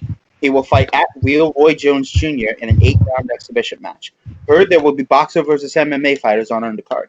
Looks like it will be in Cali. Don't have the date yet. End quote. You want another sad part? I think the date was announced, and Jake Paul originally was supposed to be scheduled for this boxing on the undercard. I think he's now been taken off. So yeah, there was at one point where Jake Paul and Mike Tyson were going to be on the same card. Am I just predicting the future in some way? I really hope you're not. I don't really know right. either. Fuck. I mean, there are times where you scared us with that ability, but now anything. Now I'm scared because now Jake Paul almost got onto a fucking boxing card with him. I mean, I'm just glad it wasn't KSI Jake Paul. Then I'd be really fucking frightened. Yeah, right. So prior to the reveal, Jones Jr. had expressed interest in fighting again just one more time for the opportunity to share the ring with Iron Mike. He told Sports.ru, quote, I had no intention of going back and fighting again, but for the sake of Mike Tyson, I agree to make an exception. For me, this is an opportunity that I cannot refuse. Of all those who wanted to go into the ring with him, he chose me. And since he did that, how can I say no? Easy. No. I have simplified it. It's just the word no. It's literally 2 letters. Yeah, well, you also don't want to risk him punching straight through your chest protector. Yours would have been a better match. I'd rather take that risk than not at all. What's your better match for Mike Tyson? Versus Jericho? No. Why not? Stop. I mean, in a wrestling match, maybe, but not in a boxing ring. Jericho would get crushed. Yeah, that's the idea. Can we stop mixing the sports for a moment, for once? Especially a fake ass sport.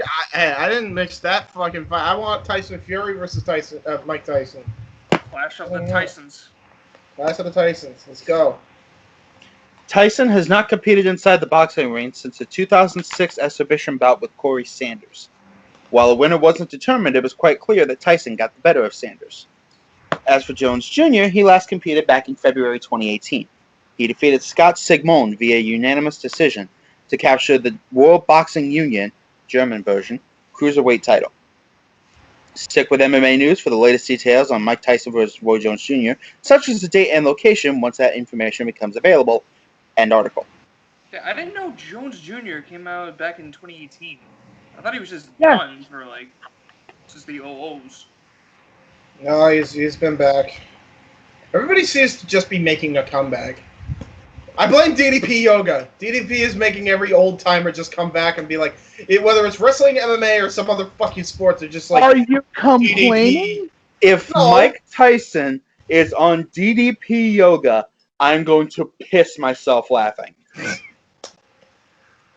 Hey, I bit too many people's ears off. I just need to get my anger under control, and DDP was the guy to do it. So, Want me to stop hitting on my pigeons? It is now my headcanon to believe that it is actually true. Welcome to yoga. I do yoga. We had one topic left. It was the Mr. Formula One NASCAR guy. Okay, I guess we'll do this one. So I think the NASCAR season just ended by the time we're talking about this. Remember when we talked about how they had a road course in one of the NASCAR races? So yeah. Okay, here's my question for this. Should NASCAR do a partnership with Formula One and IndyCar to do A, driver trades, and B, more road course tracks in their schedule? They should. I think it would make a lot better. It would make it more I agree with the more road course tracks in their schedule. I'm not sure about driver trading. Because once you get into driver trading, that's actually 2 completely different mindsets. I'll say this because I think it's important. I want NASCAR to become more than just a circular fucking track. Yeah, I agree. Because that's the point. Nobody. We want road courses. Dude, road courses You'll definitely are have fun. people that are really interested in that shit, and that's fine. But I want to see more of what these drivers can do because all they've been testing is let me drive in a circle, and let me drive in a circle, and let me drive in a circle, and that's all the challenge. There are courses you could absolutely keep that would be great for, like, because you obviously are going to have your You gotta have your Watkins Glen.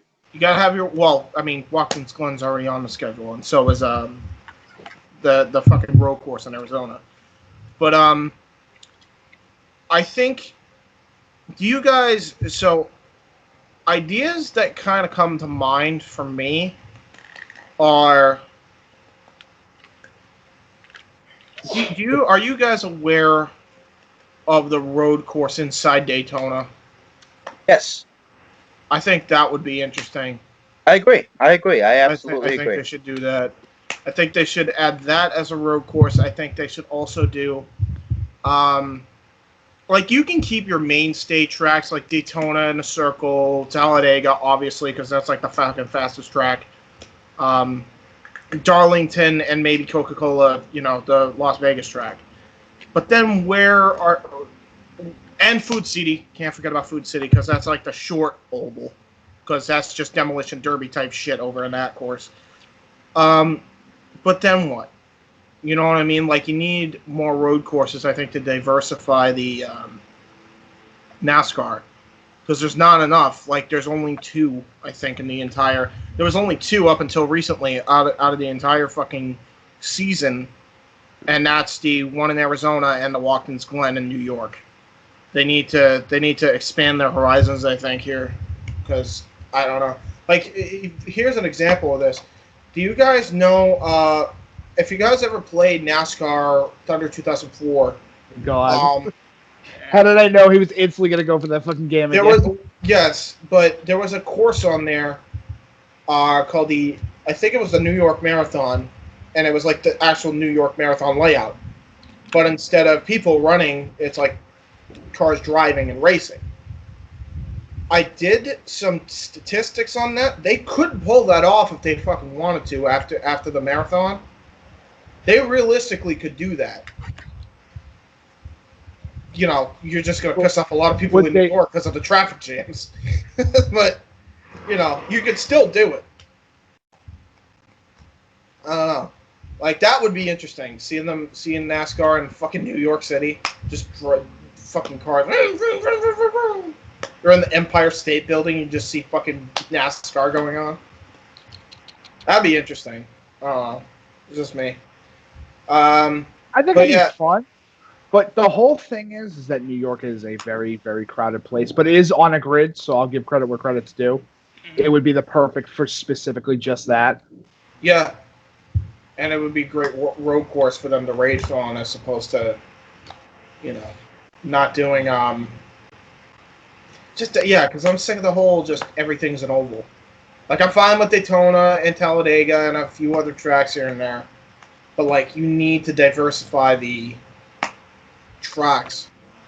Like, road courses need to be more implemented. Like, I'm thinking, how many road courses do we think they should have? Because I think they have, how many races do they have a year? Do we know? Not off the top of my head. All right, let me look that up.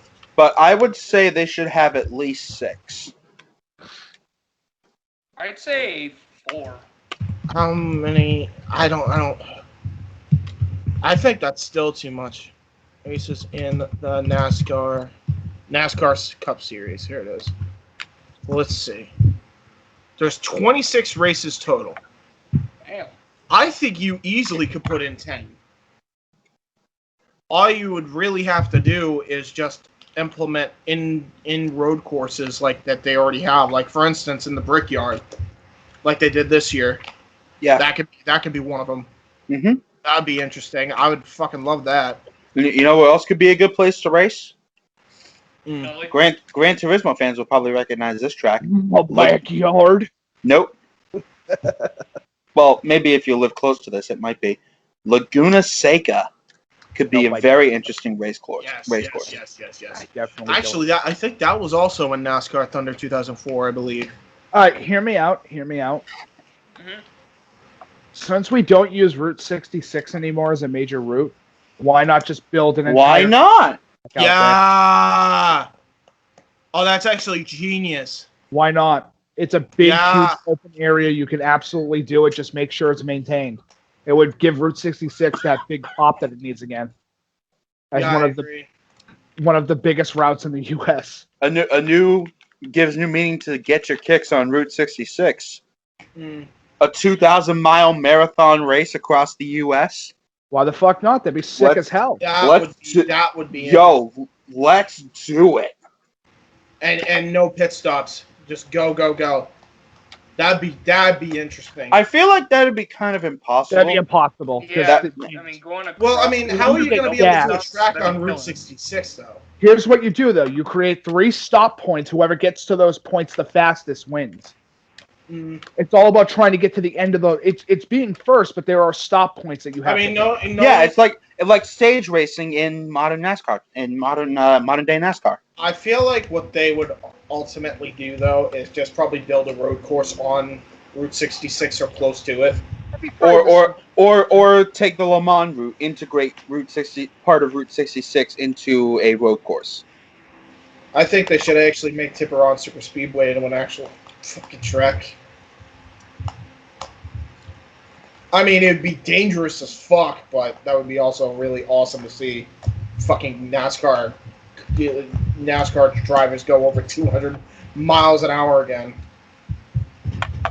Especially the way they laid out the track in the game. It's not impossible. You can lay it out in as straight as a line as you can. Yeah. I say why not? I say go for it. I agree. Oh yeah. NASCAR, if you're hearing this, more road courses. But here's my one rule with it. They are not using traditional NASCARs. No. What for the Route 66 one? I want these races to build and make their own cars. You know what pisses me off? That way we have individualism on the track, and so that way I can finally say, there be a Thunderbird on this race, you motherfuckers. You know what the thing is? I would be okay with that, but here's the thing. You need the same engine for it to be fair, and I get that. Did Dale Sr. drive a Thunderbird? Yes. Yes, he did. Whole time, yeah, he did. The thing that aggravates me is that every single car in NASCAR now, no matter what it is, doesn't look any fucking different. Like, Chevy doesn't look any different from a Ford. Ford doesn't look any different from a Dodge. Dodge doesn't look any different from a Toyota. That's a problem to me. There's like drastically different models and makes in that brand, and every one of them looks the same. That's a problem to me. I think they at least need to, if they're not going to change the engine outright, they should at least make the car look different by design. Because holy shit, is it just like you're insulting fans' intelligence? I think honestly, the standard that it needs to have is that it has to go up to around 200 miles an hour. That's the standard. It has to at least hit 200 miles an hour. I think they don't want to do that because they don't want a bunch of deaths in NASCAR. We already had a death even with the proper safety precautions now. But I'm saying specifically, if you're traveling Route 66, right? Yeah. And you're traveling that 2,000-mile distance, which is across most of the U.S., why the fuck not? It's a straight line. Yeah, sure. It is the most absolute fair that you can get, and I want individualism in NASCAR again. I'm tired of the same fucking car. Yeah, I agree. It's the same car with different stickers. I'd rather at least, at the very least, if nothing else, have the same engine with a little bit more horsepower in the same engine, and the cars look different, if nothing else, because holy shit, is it bland to see the same car, and then they have the audacity to say, it's a Chevy. Bitch, where? Hear me out. Hear me out. You're telling me you don't want to see a NASCAR-style race with NASCAR drivers driving, I don't know, a fucking Shelby Cobra? Come on. Those days are long gone, honestly, sadly. That being said, I would like them to actually do muscle fucking models. Why not muscle cars? Like some of the fast. Would a Dodge Viper count as a muscle car? Yeah. It is not a muscle car. It's a sports car. Dodge Dart, fucking the fucking Bumblebee Mustang. Chevy. Yeah. Mustang. What the fuck? Like, why aren't we getting that? Why is it your main brand? That's not a race car. That's your modern car that people get. I don't know. It just makes no sense to me. But anyway, we can talk about that all day long. Who cares? Anyway, if you guys like this episode so far, we'll be right back. Don't go anywhere. Don't change the channel. Don't skip to the next video. I don't know what they do in YouTube. There's no channels. I mean, there are channels, but they're not for videos. YouTube's weird now that I think about it. You know that? YouTube is very weird. Dude, I had something in my recommended section that was a video from 15 years ago, and I went, what the fuck? Same. I don't know what is going on lately. Dude, I remember one time I was watching Onage Pranks, and for whatever reason in my recommended, it just showed fucking Markiplier crying for 8 million. Like, why are they showing me this? What does this have to do with the thing I was just watching? I'm literally watching people getting prank called. I'm not watching Markiplier fucking scream at Five Nights at Freddy's. You know what I think that has to do with? The algorithm that runs through your search history. Oh no, don't say that! It could be taken off the fucking internet, just like TikTok. Oh no. Oh no. I can't believe I'm going to say this, but I kind of agree with the whole we need to fucking not have a country run what we primarily use over here as social media. Yeah, but my point is they're trying to ban TikTok, but it's like I understand US why. does it with us. But I would rather have my country fucking hold on to our secrets than a country that is, well, not in the greatest standpoint. I mean, TikTok's already going to be saved anyway. Isn't there like a buyer already? I think Facebook's going to buy them out. I hope it's not Facebook. It's fucking Microsoft. I think it's Facebook and Microsoft. Well, because Microsoft actually sold Mixer to them. And they've gotten into a partnership deal, so it might just be both of them together. But who knows? We'll see. But anyway, we'll be right back. Don't go anywhere. Okay.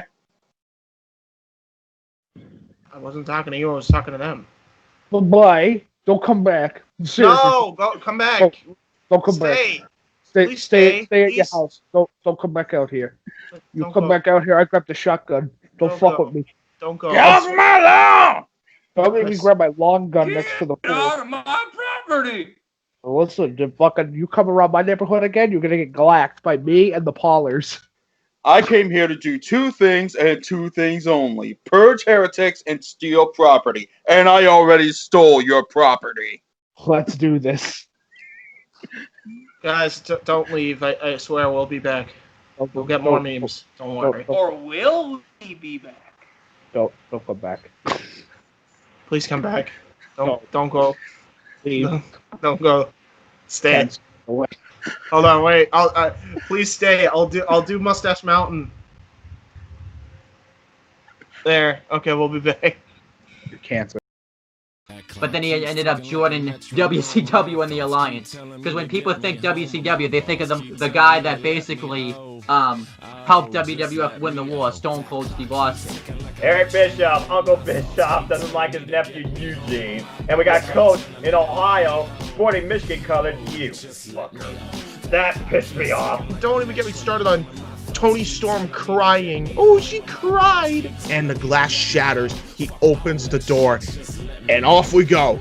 Brawl ensues. They go all the way towards the Dipping Dots section where Cody dumps his Jericho's head in the Dipping Dots. Next was Best Friends getting interviewed. And somewhere Jim Cornette had a conniption fit. I got a ticket! I got a ticket! Get out of here! You don't mess Get with out of here! I have a ticket! And literally, security and the police escort the Nightmare family off the premises. MJF says, How you looking now, midlife, Chris? Do to get by, cause I keep ticking like a metronome, and my thoughts keep telling me to get me home, but my balls keep telling me to let me just let me That clock keeps ticking like a metronome, and my thoughts keep telling me to get me. A table from hell with the Psycho Asylum. An Iron Man match of factorial proportions. Man. In this fight, I will melt you down to slag. Versus machine. I calculate a 0.85% chance that you will win in your current condition. Full Metal Mayhem. Colleen Horizon. When you throw me into the wolves, I will return leading the pack. Vera McGarden. I'll do anything to be the warrior on top. For the Athena title, best friends turned bitter rivals. Johnny Starr. Don't get in the way to start or you'll get burned. James, the Archangel. I'm the real star of this brand. For the international title, the Outsider, Mark Young. The Executioner, Michael X. For the WYW World Heavyweight title. 2 out of 3 fall. Inside. In a hell in a cell. WYW Immortal. Now available on YouTube. And we're back. Enjoying the show? Jesus Christ. Alright, let's go. Okay, so we're actually going to talk about a bunch of outside entertainment. So I have a question. I have a question for everybody. Has anybody ever checked out the show Deadliest Catch? I used to love this show back in 2005 and 2006. They're still good now.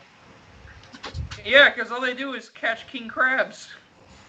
In the Bering Sea. Yes, that's the thing. That's what makes it. On Deadliest Catch, they catch crabs. Well, here's the thing. Boys, we gotta get the shears. We got the crabs. Would it be safe to say that that Deadliest Catch is honestly the only actual reality show by name because it's actually real and not scripted? I wouldn't say completely that. The danger element is absolutely real. We have heard about people dying on the show. The Big Valley, for one, in the second season. God rest them. Captain Phil Harris, God rest him. And yes, there were a couple of other ships that went down. And so probably some of the what do you call it? The results and the pull-ups of each pot.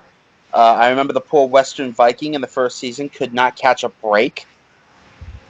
Yeah. But some of the interactions between crew members do feel a little bit scripted. I don't know, man. It feels like it's just first off, how do you have time to script that? You know what I mean? It doesn't look possible when you're fighting to get crab and fighting for your life physically and financially every night. You go out into the fucking Bering Sea. You know what I mean? This is me. Oh I my don't know how god! you could script I'm it. so sorry to do this. Give me a moment. Just imagine this shit. Hold on, let me grab this. What are you doing? Are you catching crabs, son? Oh no. Are you winning, son?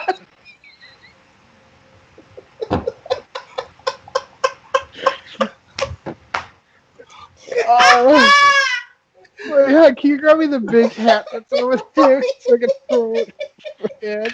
Why is that funny? Are you catching crabs? because it's Clancy Brown. Are you winning, son? God damn it.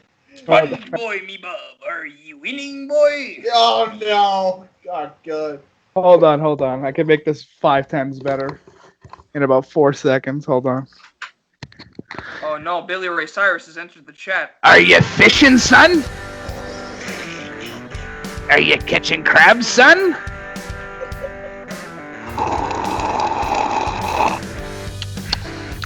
Are you winning? Are you Mexican, son? my gold graphics and graphics. Wait, can I Hola, ¿cómo estás? I want to join Captain Phil Harris. God rest his soul. Damn it! I will find a way. I will find a way. I did it. I'm wondering how much it will cost for me to sell to me your vessel. I can't believe it! Can you believe it, Jerry? Undertaker powerbomb Brock Lesnar to the king. Stop it. I hate my life. Undertaker hit the choke slam on Brock Lesnar into the Bering Sea. I got very violent very quickly. What happened with Brock Lesnar? What happened with Brock Lesnar after the wrestling match between him and Undertaker at the Bering Sea? Oh well, he got he was getting touched, son. Are you losing, son? He got swallowed by Monster the Whale. Are you scarred for life, son? Are you gay, son? Who's been inhaling the dongers, son? The enragement child, son. Are you gay, son? Did you take Viagra before, son? Did you win?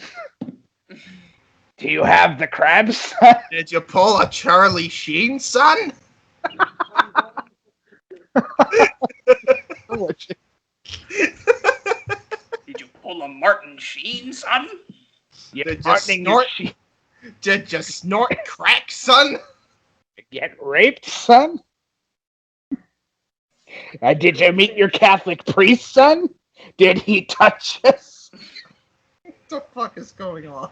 Did he show you the Father and the Son? Society, son? Welcome to the Indy Force, where we can't stay on topic and just meme for like 10 minutes. What's changed from last time? Are you enjoying the show, son? Are you hyped for Into the Spider-Verse 2, son? Oh no, that was come on. Demon boy? Alright, let's not meme this time. Actually, no, you said you guys were gonna do this on open mic night one of these days, right? One day. Maybe not today, maybe not tomorrow, maybe not in 5 years. Maybe in 20 years after the game's released. We'll talk about it Into the Spideyverse too. We're just giving up on that one because all four of us trying to talk about this, it's just never gonna work. We'll talk about it eventually, someday. Let's talk about it now. So yeah, Into the Spider-Verse 2. Into the Spidey Force. Into the Spidey Force. Welcome to the Spidey Voice, son. Into the Spidey Voice. This is why we give up on topics, because somebody screws up something and it's too easy to make fun of. I hate how fucking retarded my brain was, because as soon as he says Into the Spider-Verse, I instantly went, "Are you into the Spider-Verse?" Oh, damn it. And I fucking hate my brain. So let's talk about this. Obviously, we were going to talk about this last week, but everything went wrong for Nikos. Well, not last week, but last episode, and everything went wrong for Nikos. Yeah. It's by the way. Swamp ass and shit in my eye. You got swamp ass, son? Did you shit yourself, son? Did you know that Shrek is love and Shrek was life, son? That's why you got the swamp ass. What are you doing in my swamp? Yeah, did you get the swamp ass, boy? Sponge boy meatball. Did you get the Shrek ass, son? I fucking love this meme. Alright, fuck it. Call it an audible. Into the Spider-Verse 2 will now be reserved for open mic night. James, do you also appear through the Looney Tunes logo? Episode 6. Jesus Go fuck yourself. I meant to say episode 6. How was I not able to get that out? I'm so like. Now you know how it felt to. Now you know how it felt to be Nikos last episode. Oh, that's a bitch. And then along came Zeus here, this thunderbolt and James retarded ass. Say yes, son. Did he zap your balls, son? Did you get the tingles? No, that's Kane's job. Fair. I forgot that was a thing. I don't know. Ask Shane McMahon, see if his testicles are electrocuted still. And then along came Zeus to zap them right up quick. He zapped them right out of existence. He zapped Shane right in the dick. He did it so quick. He's trapped. I fucking hate my brain. I really do. Can I get an Abby normal one, please? Abby, hang on, Abby Normal? Abby normal. You want to have the brain from the fucking bitch from Last of Us 2? Yes. Alright, well, let me get the 9-iron. I'm gonna crack your... I'm gonna break your skull open, son. Jesus Christ. I'm just gonna crack your head open, kiddo. What is this, cyanide and happiness? Jesus Christ. Are you losing, son? All right, let's get to the next topic if we're not going to talk about Into the Spider-Verse. No, that's the thing. Every time we talk about Into the Spider-Verse, we just break down crying and acting like buffoons. You know what? There you go. That's how excited we are for Into the Spider-Verse 2 that we're so giddy and stupid. Were you about to say Spongeverse? Into the Spongeverse, me Bob! Spongeman, me boy, me Bob. I can't believe you've decided to grow in spider Into the powers. Bikiniverse, son! Now you better be Sponge sniffing boy, them me burgers. hoy, You better... Boy, me noy. Sponge boy, me Bob, me bitch. Why aren't you splitting them Krabby parties, you fuck? How did you not put your Mahoy Noi in the Ugas? You know what? I am now convinced the cosmos at large just does not want us to talk about Into the Spider-Verse 2 and wants us to save our hype for when we actually see the movie. My fellow Bikini Bottom residents, I have not been entirely truthful with you. I did Mahoy Noimin that girl. I put my Mahoy Noimin in her Gugus, and I am sorry. You are not... What are you, fucking Bill Clinton? No, SpongeBob. Not have sex with that woman. I did Mahoy Noimin that woman. I sandied her cheeks. Yeah, who's your daddy? What is wrong with us? Okay, why don't we just hit the button? James, hit the button to change conversation. Do it now. Button to change conversation. Hi, cat. Pussy! Pussy! Is that a pussy, son? Welcome to the... pussy, son? Welcome to the Indyverse. Welcome to the Indy Force. Welcome to the Indy Force, where everything goes to hell. Eventually. Welcome to Indy Force Bloopers. I'm glad we had one of these podcasts, though. I needed a day away from bullshit. Well, let's talk about some shit. So Logic, the former hip-hop or rapper, is now retired and signed a multi-stream deal with fucking Twitch for way more money. What? What's the logic behind that, James? Ha ha! I want to fuck I feel like one of you fuckers was going to make that same exact joke. Hey, Nikos, you're banned from talking for the next 3 podcasts. What? You're banned from talking for the next 3 podcasts, you fuck. Let me tell you something right now. Did somebody mute him? No, he just muted himself. Oh, what the fuck? For the memes. All I see is a lot of Sponge Boy Me Bob coming from his mouth and Mahoy Noimin. A lot of cum. That's all I have to say because I'm so pissed. As Nikos just said with the jizzins, lots of swears? Am I supposed to censor that? He muted himself.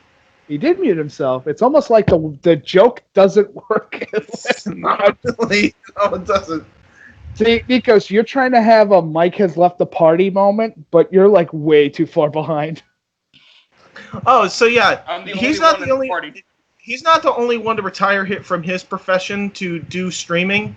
Freaking Rusev has also retired from pro wrestling to become a fucking Twitch streamer. What is happening? What is... You know what? You know what's happening right now? This all started when Mick Gordon decided it would be a good idea to have people jam out to Power Tools. Yeah, right? Metal. But can we blame him? What? No, we can't blame him. He made it work. But still, the fact remains, when you're playing through Eternal, what? Dermatology, what? Are you a dermatologist, son? I am a germaphobe. When you're playing through I can't talk. Said it again. Doom Eternal. Me sideways.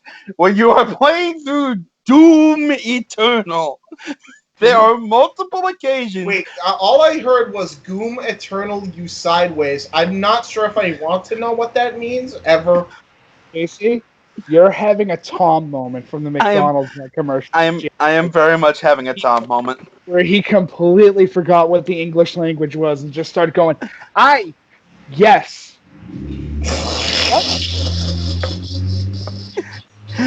Yes, Photoshop Tom's head over mine. That's a really big Photoshop job you're asking me to do. What does it mean to raise all this money for a special education scholarship fund, Tom? Yes. Yeah. Sorry, I'm sorry, what was the question? So, there are many points throughout Doom Eternal where you are jamming out to chainsaws that are laid over the top of the music. Yes. What is life? Is that... Well, yeah, but that still doesn't explain why Logic and Rusev decided, you know what, let me quit my profession and just become a Twitch streamer. I mean, best of luck to them. I like them in their individual professions. I'm sure they'll do fine on Twitch. I just kind of weird. Out of all the things that go on this year, I didn't expect that Logic was going to quit his MC career to be a Twitch streamer. Nor did I expect Rusev to quit being a pro wrestler to be a Twitch streamer. Rusev Putria. Rusev upload. Rusev Twitchka. Rusev Fortria. Rusev power on. Can you imagine if his WWE theme is just the intro for every stream he does? Oh my god, that would be but they'd fucking sue him in a heartbeat because WWE sucks and fuck free use. Anyway, I'm still wondering if Rusev is actually retired or if he's just saying that to make sure, and waiting until the COVID thing blows over and then coming back. Because I'm still not convinced that he's done. Actually, now that I think about it, same with Logic. Because, fucking KSI does YouTube and music. Why the fuck can't Logic? I don't get it. He's a bitch. No, I'm glad you do it. Do it. And fucking, who else? Xavier Woods freaking does it. Why can't Rusev do it? Because Xavier, okay, I'll say it like this. The reason why Xavier gets to do that is because he is a huge member of the FGC right now. Yeah. And WWE doesn't, use him. Doesn't really use him anymore. Which sucks, honestly, because I feel bad. I think he's injured right now. I mean, I still to this day wonder if those spots in TNA that he took are hindered and shortened his career. I can answer that for you. Yes. I mean, yeah. That fucking spot, I still remember when he took that powerbomb and he just screamed, oh my god. The first time I ever saw Xavier Woods, he was Consequences Creed in the 2009 Lockdown X Division Escape match. And he was good. That was a good match. Oh, true. I believe Suicide won that one. Lethal Consequences was an underrated tag team, too. Can we talk about that? Love that team. Consequences, Creed, and now Black Machismo. Talk about things that you didn't think could work, but did. A freaking... a cosplaying Macho Man and a cosplaying Apollo Creed. And it worked. I don't know. Wrestling's had some weird ass gimmicks that worked anyway, so it's not that crazy. I mean, look at the Undertaker. That shouldn't Oh my have worked. god, that's the lamest gimmick of all time, but it's the greatest gimmick of all time. That's Mark It's the Calloway. lamest gimmick of all time, done by the most committed performer of all time. Yes. Agreed. Hey, at least it's not Eggman. So, Can you imagine? Can you imagine Mark Calloway doing the voice of Dr. Eggman? That'd be great. Yeah. I have one better, good sir. Do it. When the fuck are we gonna get? And hear me out, all right? When the fuck are we gonna have Dayman fight Nightman? When are we gonna have Dayman, fighter of Nightman, master of the sun, champion of karate? Oh my god, I fucking love Always Sunny in Philadelphia for just that joke alone.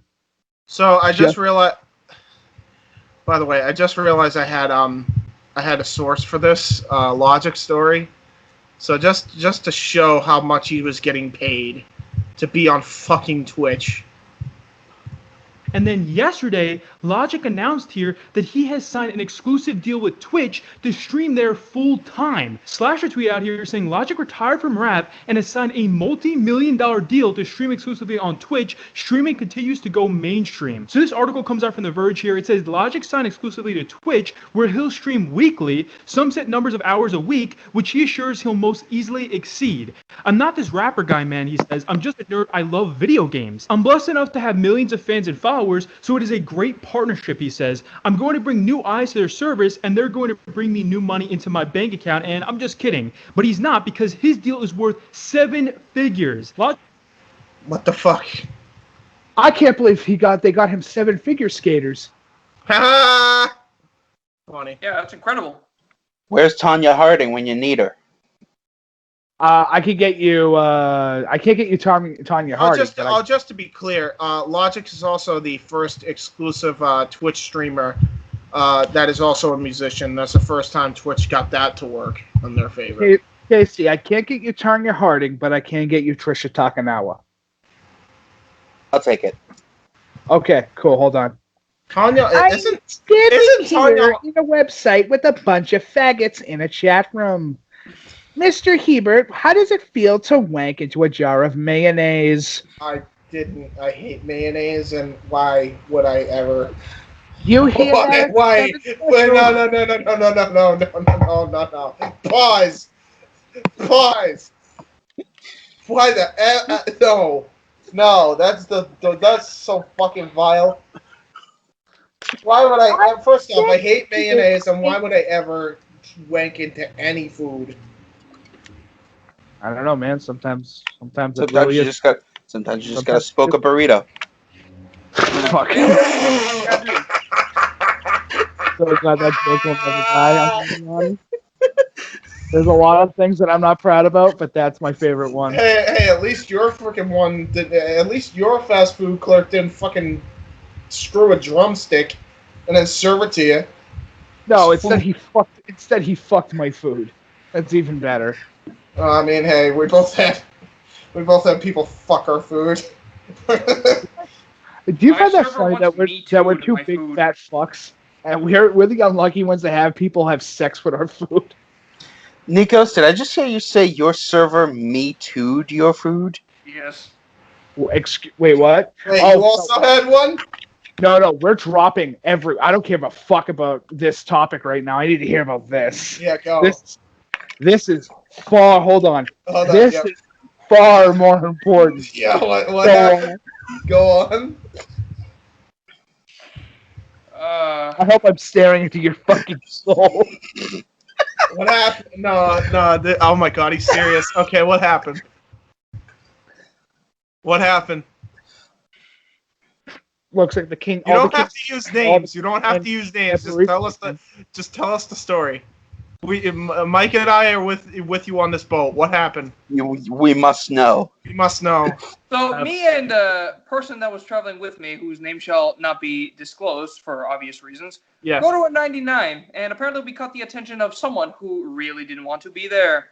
And unfortunately, she was all on the bandwagon of the whole Me Too movement, and she was just like, not in the mood to serve people that were just like talking about it, Me too. it privately, where it has no concern to the server whatsoever. As soon as she heard caught wind of our conversation, What? she's So, like, like, you know what? Wait, Let's what was? fuck this Well, guy hold on, over. hold on. Back up a little bit. What was talked about between you and this person and you? Oh, this person. This was during the whole, Me Too walk out of school movement thing that Oh they did. fuck yeah! Okay, yep. And apparently, I told them how ridiculous it was, and the server was like caught wind of what I said, and was like, you know what? Let's fuck this guy's order. Now, are you Got saying my that? food. Are you saying that metaphorically or physically? I'll leave that for you to decide. Mike, it's physically. Hey, listen. Things I'll happen. just say Obviously, this. what he means. Just listen. I like my steaks medium rare. I don't like them raw.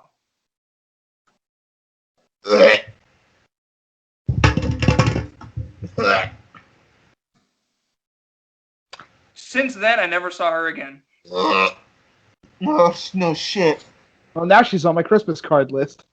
She fucked your steak? Yeah, all because of an opinion. How does that even how do you make that work?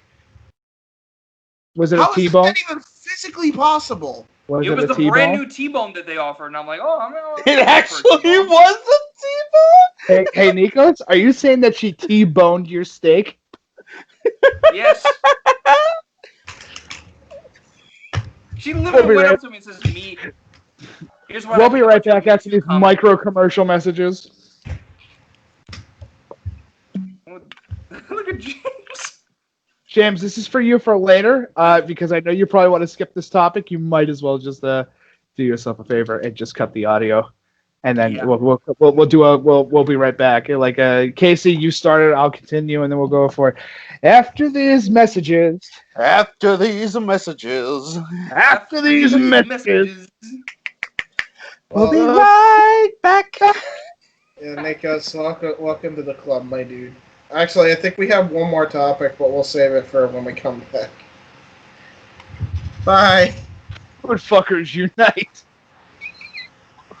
Form of a T-bone steak. Shape of a burrito. Sensation of a drumstick. Oh God.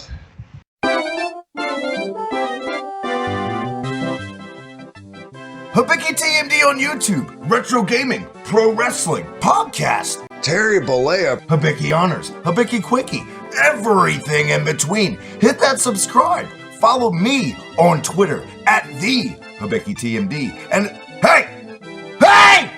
Watch out for pedestrians, pal! You on the bike! Slow down! Hit that subscribe down below. Check us out at the Hibiki TMD on Twitter, Hibiki TMD on YouTube. Oh, the goddamn goodness.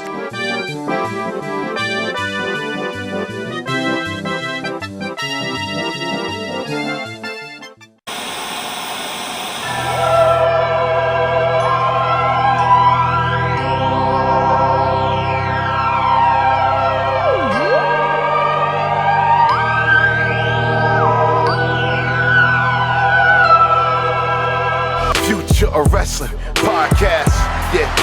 Nobody else could do it like us. Future of Wrestling Podcast. Nobody else could do it like us, yeah. Who could really run this podcast?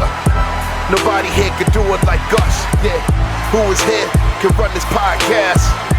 Nobody here can do it like us. We take WWE 2K, make it a wrestling show. The commentary added, man, it's best you know. Nobody can take it better than us.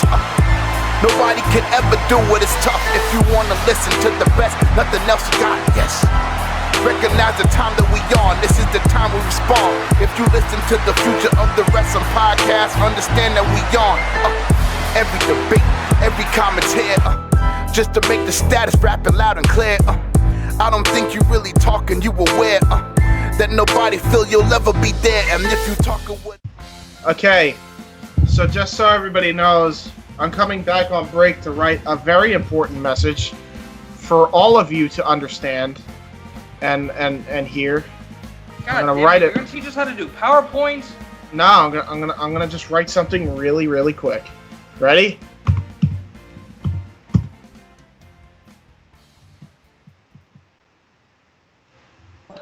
Everybody get that? Everybody understand that? Why is it just Raw? Why can't you just put WWE? Well, he has the font for that too. Yeah. You know what? Yeah. Let me get that up right real quick. Oh my god, it's labeled Brawl. Yep, it's labeled Brawl. Hold on.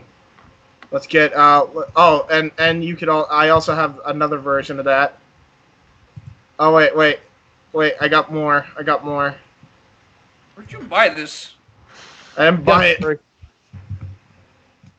Hold on. Ready? Somalia sucks. All right, ready? Now we get the WWE font. Where is We Wrestle? I just saw it. Scroll down a little bit more. Yeah, there it is. Thank you. WWE sucks ass. Okay. Everybody get that? Everybody get the message? All right, cool. Good. Bye. Sucks ass. So where? That was good to obviously, get to the next time. It's a little more like heavy-hearted, this one. Poor sweet Anita is getting stalked by an asshole, and here's the story by Scarce, and that'll be it for the sources today.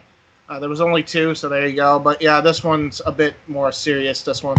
Here comes from the Twitch streamer Sweet Anita. So we've been talking about this story a lot over the past week, but if you don't know, the streamer Anita actually recently went on her stream talking about a stalker of hers and how this guy has literally gone to her neighborhood before. He's tried to find her and meet up with her before. She's even gotten a restraining order against him, and he has sent her legitimate death threats, and it's very scary because apparently the police are not helping her with this almost at all here. So she tweeted out here saying, people keep asking why I don't have a gun. I have sporadic severe motor tics. I can't be trusted with a hot cup of coffee, let alone a gun. Guns are not an easy thing to get in the UK. People have them, but it's rarer. If my stalker could get a gun easily, I would already be dead. People ask why I can't move. Finding a place to rent is hard when you have animals. Few places will take me. I care for my mom and I need to live near her. My town is small enough that he'd be able to spot me and follow me home while shopping. Moving takes months, doxing seconds. People ask why I won't get a dog. My answer is that I feel like we are responsible for our pet's safety. If you buy a pet to put them between you and danger, you shouldn't have one. I'm responsible for my safety and anyone dependent on me, including my pets. People ask why I don't get a restraining order. He started stalking, chasing, assaulting because he doesn't respect the law. Why would a piece of paper stop him? He has already been charged with stalking but wasn't put away. I will add something. I have a recommendation, Anita. I will say it at the end of this little story here. He has already been charged with stalking but wasn't put away. I wonder whether he'll kill me before anyone takes this seriously. Will it even make a difference? Will anything change? Should it be an expectation for us to lay our lives on the line just to entertain you? How many entertainers will lose their lives before it's taken seriously? She then went on to post even more death threats here that he's been sending her over Twitch. Anita also posted this morning saying, I'm trying to message Twitch about my stalker to see if they can provide the police with key information, but they have stopped replying to me. I desperately need help. I can't keep living like this. So this completely blew up this morning because people are upset that Twitch was not helping her here. You had so many creators coming out trying to support Anita with this, trying to get her in contact with people at Twitch or other people higher up that could help her here. And she tweeted out saying, thanks everybody. They have replied now, thankfully. Here's hoping something can be done. Now, our next story. Now, obviously, so this story is a bit rough to hear because if for those who don't know Sweet Anita, she's actually a streamer that has Tourette's syndrome, and that's why she has those motor tics. That's why she can't hold a gun. My recommendation, I'd hire if you can. Me. Yeah. What? Or somebody like Mike, who can be a bodyguard that can hold a gun, per se, and protect you, if that makes any sense. That might be the right path to go. Dude, I'm cheap as fuck. You know how I am. Well, yeah, but you also don't live in the UK. That is fair. So. Hang on. She has animals, right? Yeah. What type of animals?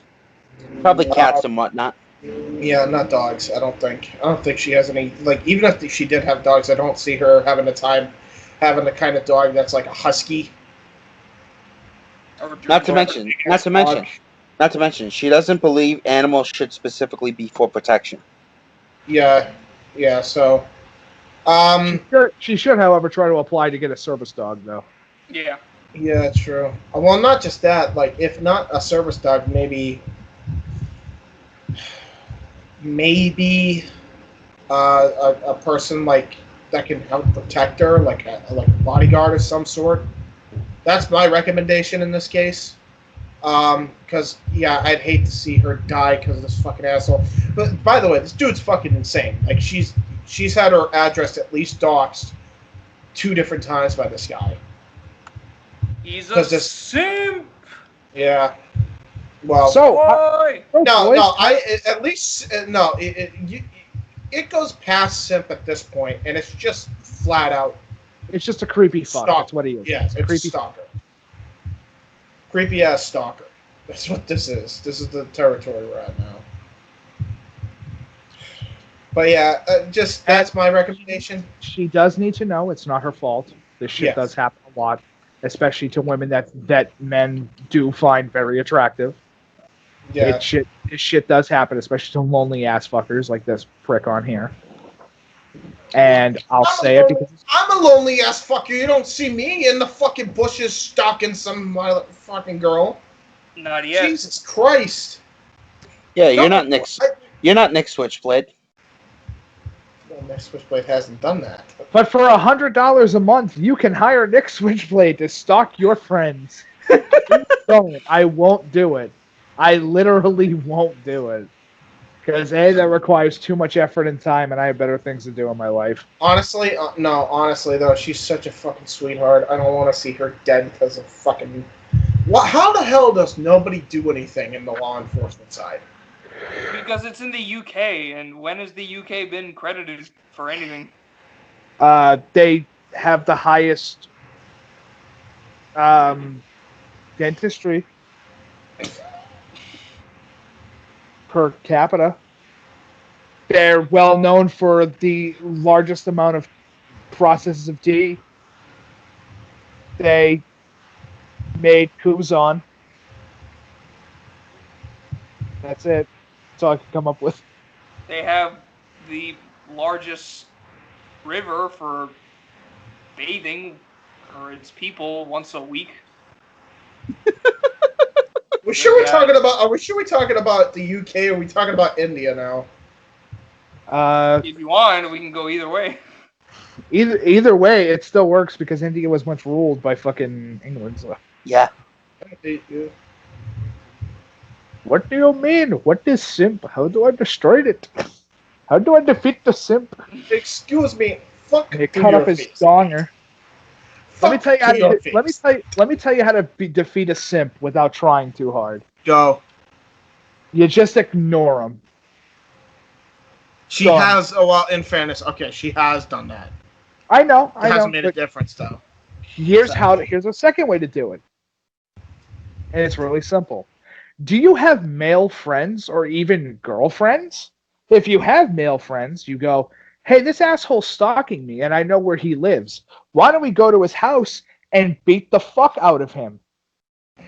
I think he's already gotten beat up already once. That hasn't perturbed him. Listen. That's when you keep beating him up. Because eventually it's gotta... There! Solves the problem.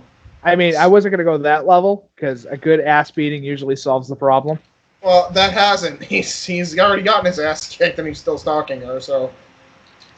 Yeah, kill the fucker. There, problem solved. Maybe. I mean, I'm almost convinced he's trying to go in there to not do some very savory things. So. This gentleman here be on some fuck shit. Yeah, and I don't appreciate the fuck shit. Does anybody here all for the guy not approving of the guy's fuck shit? Aye. Aye. Okay, that's unanimous. Okay, cool. Let's talk about the next topic, so that way we don't have to. Hey, Samurai Jack! Battle Through Time on August 8th. Literally in a week, right? Around that time. Oh shit! Really? Yeah. Wait. What was the date? Actually, on Friday. This Friday coming out. What was Samurai what, Jack Battle Through Time. What was the date? August 21st. Friday the 21st. First. Yeah. Yeah, that's this Friday. This Friday coming up. Samurai Jack Battle Through Time. Are we excited? I'm excited. I haven't seen enough, honestly. I like Samurai Jack, so I'm hyped. I do too, but I know enough about. I hate to put it like this, but Cartoon Network era games that sometimes they're not the greatest thing ever. I mean, so when I you have. think of Cartoon Network games, you think of like the old Flash games, and Yeah. they were good when you were young. Yeah. Well, forget about the Ed and Eddie game that they had on like PlayStation and Xbox, which was super fucking good because it's on a property that's very good to begin with. Yeah, but how about we talk about how Fusion Fall fell through the fucking ground? It happens. I mean, it was its first MMO. It was the first MMORPG that I remember playing as a kid, and it was something. It was the first massive online multiplayer that I ever got my hands on, and it was something at the time. But now looking at it, it's one of those, you know. Yeah. Like, it worked at the time, but nowadays... Not really, yeah. Not so much. No. But hey, I really hope it's successful. I do too. I didn't hear anything about this till Nikos brought it up. Like, Yeah. it usually stays on top of gaming, but I didn't hear shit about this. Basically, it's the whole story, but you play as Jack. There might be some new stuff that you could do. Scotsman. I feel like the story's gonna be the same as the show.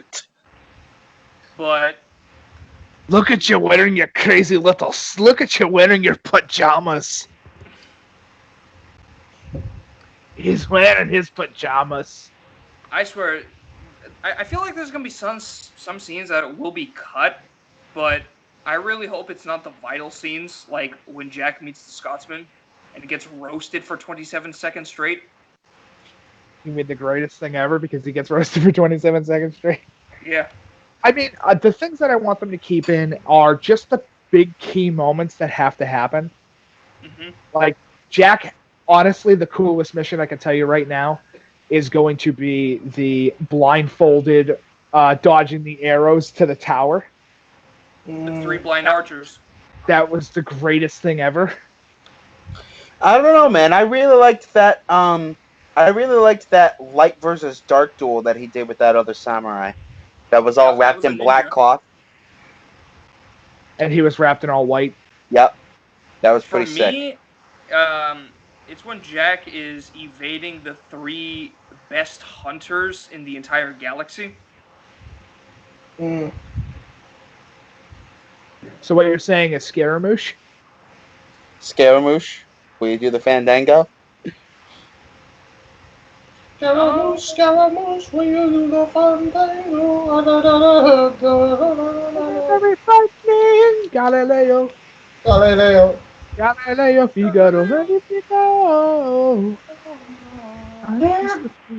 Nobody loves me. I think I've had enough today of Bohemian Rhapsody.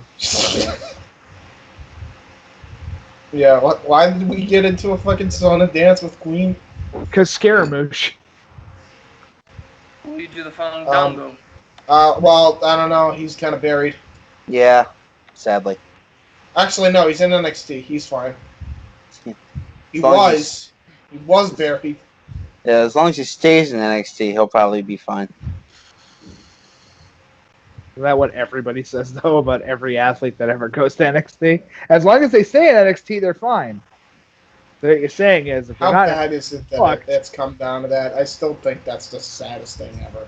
We have to basically pray they don't go to the main roster to have a successful career. Yeah.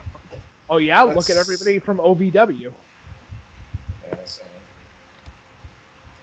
Nick Dinsmore could have been fucking great. Nope, had to be Eugene.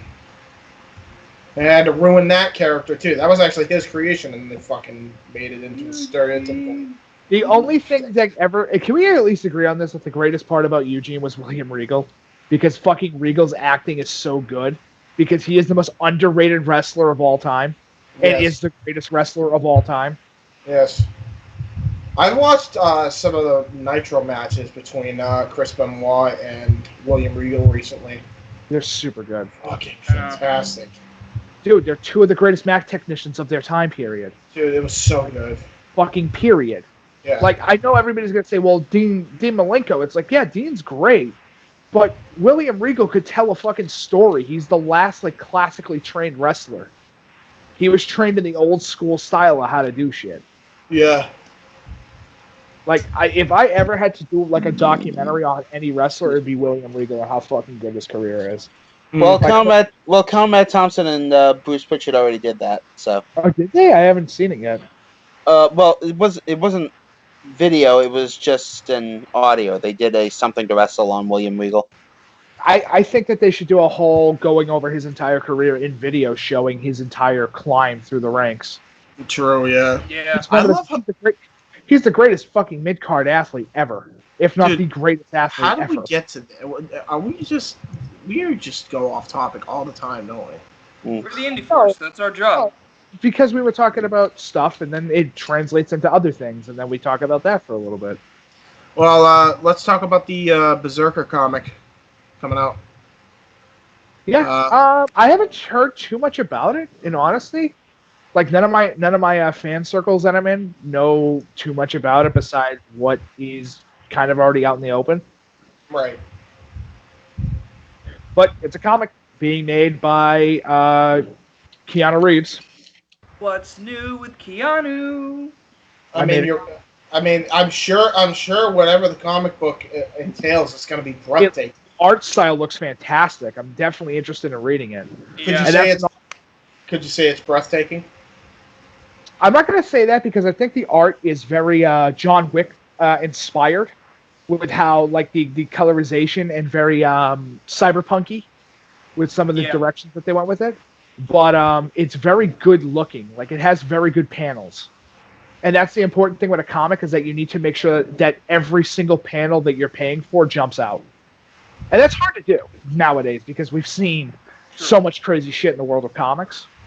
But it looks very cool. I'm not a fan of the name because I'm like, that already kind of exists, and it's a manga called Berserk. So I'm kind of like, I'm at the toss-up right now with that. I mean, you could tell that they were trying something new. Better than nothing. I mean, yeah, the name isn't that good, but just by looking at the concept art that the game has to, the comic, has to offer, it looks really interesting to... It's Keanu taking about 25 years of a career in acting and taking all the story beats and shit that he's ever done and taking it, trying to turn it into a comic. And honestly, it's not a bad idea. I wish more people did it.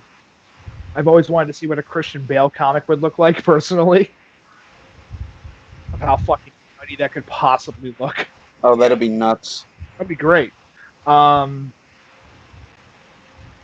specifically, like, I just want to see... I'm glad that he's finally getting out there and going, fuck it, I have nothing to lose, Well, I can go with a crazy business venture and see how it works. And I can't wait for the next 2 John Wick movies. Honestly, they're going to be great. Because even John Wick. Yeah. The story is simple. It's not that complicated, and it doesn't take you 20 years to figure out what the fuck's going on. It's just John's one of the greatest assassins of all time in his world. Done.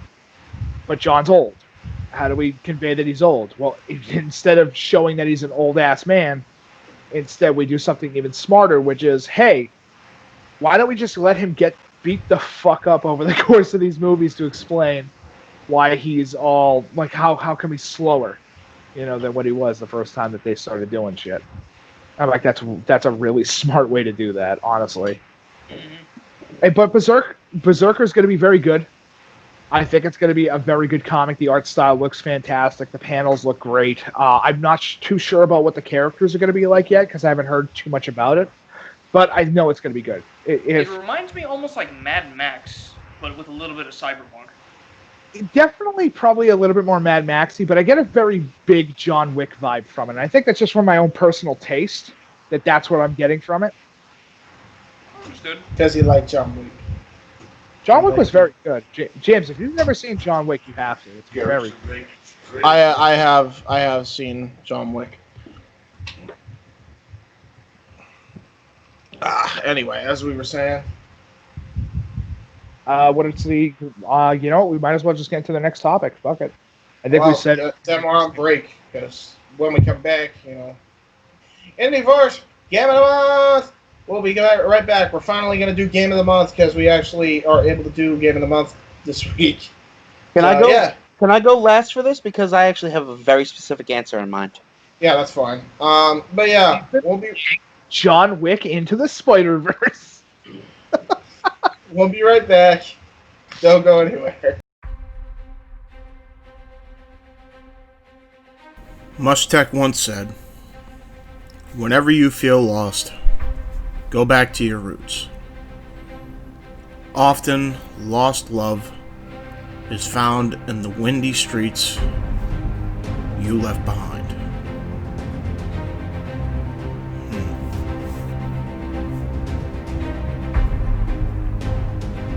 Go back to your roots.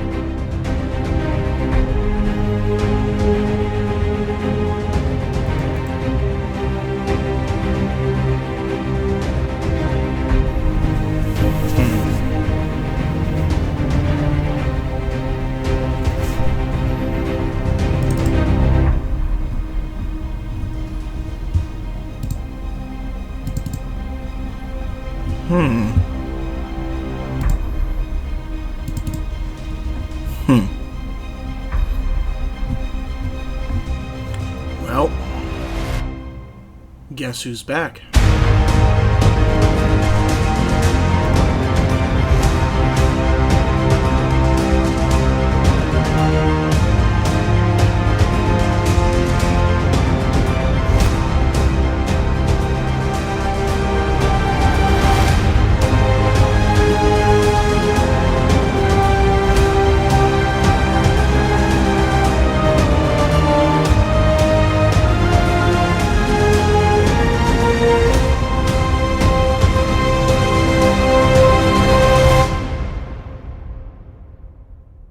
If you like the content that you saw today, make sure you check out For the Win Productions and subscribe to the affiliates of this conglomerate. A Simple Man Studios, Insanity Works Studios, Genelee's Beauty Slam, J-Hebert Studios, Wrestling Fortune 44 Incorporated, Owen the Talkinator Studios, and of course, Weymouth Youth Wrestling. All in the J-Hebert Side 95 modules. Subscribe today. Okay, so we're back on the Indy Force. So it's Game of the Month time. The only problem with this is I don't have a Game of the Month because this month has been me trying to get better. So I haven't played games or really done much of anything other than watch a bunch of YouTube and binge watch Orange pranks. It's pretty much all my life's become. So pretty yeah, much life that is the most depressing thing I think I've ever heard you say, James. It's true though. Listen, I had to get my fill of Rockish in when I could, okay? And book wow. Anyway, I will relax and hear everybody else's pick for Game of the Month. as I sit here on my lofty couch, golden couch. Go! Anybody? What's game of the month for you, Nikos? You first. Wait, is it Ghost Do of I have to Tsushima? say it? Is it Ghost of Tsushima, you weep? Oh, fuck. I forgot you warned me It's about game this. of the year. Come on. It's literally one of the best games I've played in a while. Watch, we're gonna be And I wrong. love the Japanese culture. Watch, we're gonna be wrong, and it's gonna be fucking Animal Crossing. Why would it be Animal Crossing? Because Game Awards loves life simulations. It's a game where you literally just pick weeds for fun. Yes, and you build a community, and you know what it teaches you? That going outside is okay. Oh, and that debt is gonna happen. Tom Nook is a fucking gangster. And Tom Nook will fuck you up the ass. Yeah. Financially. I heard you got bills.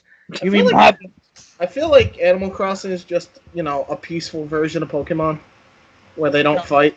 No, not at all. Yeah, not at all. Okay, here's how I can describe it. Imagine not hating all of your neighbors and being friends with every single one of them. Sure, that totally exists. No, that's what Animal Crossing is. Just being friendly to your neighbors. That I don't consider that a life simulation. I'm sorry. For That's the James, case. it's not a life simulation unless it's the Hatfields and the McCoys. No, you can't tell me that it's a life simulator and then everybody gets along with their neighbors. Come on. Okay, it's not a life simulator. It's more of a perfect life simulator where nothing really bad happens in Animal Crossing. Yeah, except that doesn't exist. It doesn't exist, and that's the whole idea of it, is that it's supposed to be the fantasy that you want to build, a community that you want to make, an island of your choice. A location that you get to build. That's the whole idea of Animal Crossing. But Nikos, how is Ghost of Tsushima fully, so that way the audience can hear about it, and I can stop fucking hearing about it for the next month. God. You won't It's stop just playing a very for a month. well-balanced, very intrinsic, and very detailed game. I mean, it's one of those games where it's just created for the sake of just being entertaining, unlike some games that suck the life and joy out of it because it just wants to be depressing.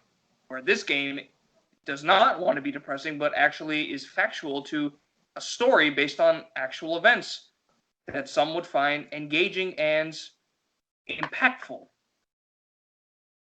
And a game like Ghost of Tsushima, where you're actually being drawn into the story. You're learning a lot from the environment, the people, the culture, the traditions. And Which reminds me, this game is fucking gorgeous. It is Oh, gorgeous. it's beautiful. I won't deny that factor. Oh, yeah. And to be honest, I would not be surprised if this game won Game of the Year. Like, this game and Final Fantasy VII Remake, I feel like those games would be neck and neck. They're neck and neck because of the fact that they're two different style games, but they have one thing in common, and that is each location looks like a fucking painting. Oh, yeah. Could you pass me that battery pack in there? I gotta say that Actually, as hold far as aesthetically, those games are definitely winning awards multiple times over. I think also Doom Eternal is going to be Doom Eternal, FF7, and Ghost of Tsushima are going to be neck and neck this year. Oh, yeah. For very obvious ass reasons too. Imagine if The Last of Us 2 wins. If it fucking wins, the Game Awards can suck my fucking balls. But imagine this. 2020 is considered by far the worst year we've endured, correct? Yes. So wouldn't it be fitting that the worst year would be awarded the worst game of 2020?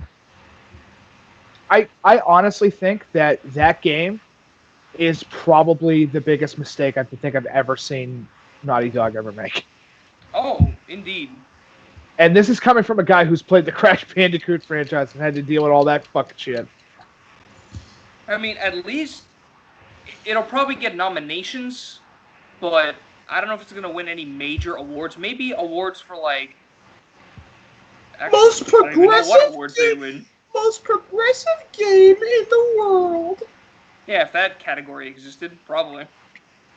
But music, I'm sorry, Ghosts handled that way better. I'd have to disagree with you. I think the game that's going to win Music of the Year is going to be Doom Eternal. All right, I see your point. I think it's either going to be Doom Eternal or Cyberpunk 2077 when it comes to music. Although I will not deny that FF7's music is fucking fantastic. Of course it is. It's Nobuo Uematsu. But here's the thing: isn't the Game of the Year awards usually come out in November or December? November, I believe. Yeah, and Cyberpunk is going to be released like September. Oh, I thought it was released in November. No, it's going to be released in September. Oh. Can you imagine Valhalla beating Cyberpunk in sales? I doubt it. Not gonna friggin' happen. You're asking for a fucking miracle. You're asking Ubisoft to beat out CD Projekt Red. That's not gonna happen. It's just For Honor. That's all it is. And these gaming journalists, because of course gaming journalists, because they're a credible source in the current stigma of how things are going on in the world today. Gaming journalists. It's fucking For Honor. That's what it is. It's For Honor in the Viking Age only. Mm-hmm. That's boring. That's it. You took a game that is about multiple cultures and the different fighting styles that each culture represents in its own way, and going, yeah, let's not do that. Pretty much, Let's not do that. Let's do something even stupider.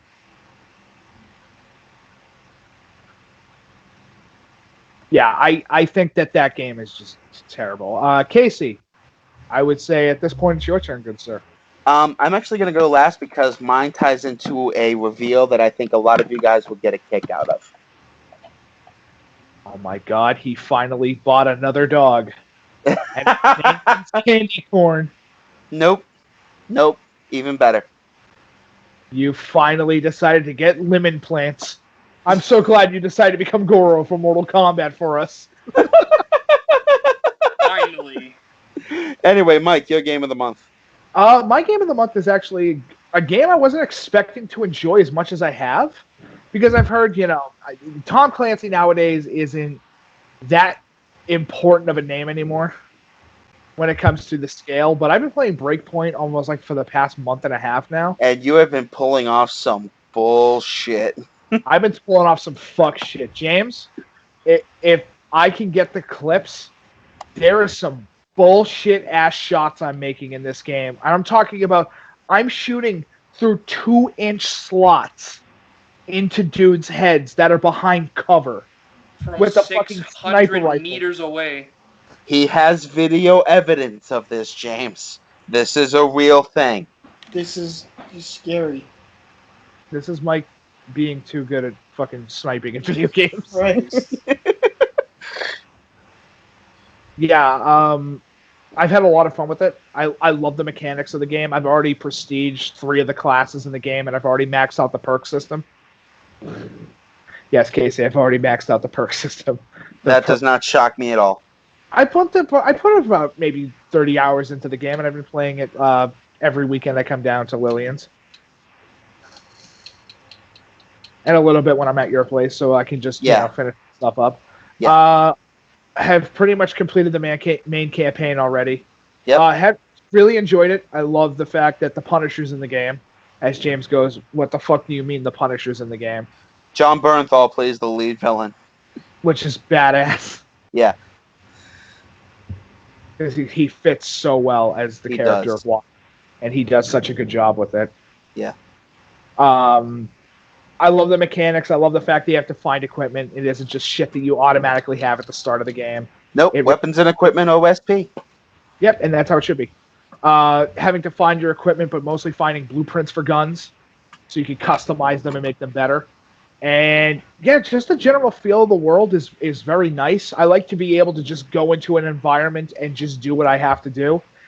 As I have said to Casey, I think it's a better version of Metal Gear Solid 5. I can agree with that. It's a better Metal Gear Solid 5 because it actually has a story that I was interested in. Yeah, I can agree with that. I can absolutely agree with that. It's very interesting. If I had to pick a second one, because I've been playing the shit out of it for also the past month, my second game of the month, I've been playing Street Fighter fucking 4. Ultra Street Fighter 4 nonstop for this whole month. Because... I thought you were going to say Skullgirls. No, I've been playing Skullgirls here and there when I get the chance to, because it's a very good game. It's a very competent fighter. No, but I'm playing Street Fighter like a motherfucker. Because I'm like, I don't really want to play Mortal Kombat right now. I've kind of been MK'd out for a couple weeks, and I don't want to keep getting back. I don't want to keep getting into it. I know somebody's gonna sit there and say, "Blasphemy! How do you get Mortal Kombat out?" You can only see so many fatalities and so many brutalities and X-rays. So you get to the point where you're like, I just want a good fighter that just feels good. And I'm not gonna say Mortal Kombat doesn't, but for me, Street Fighter's home. I've been playing Street Fighter my entire life, for fuck's sake.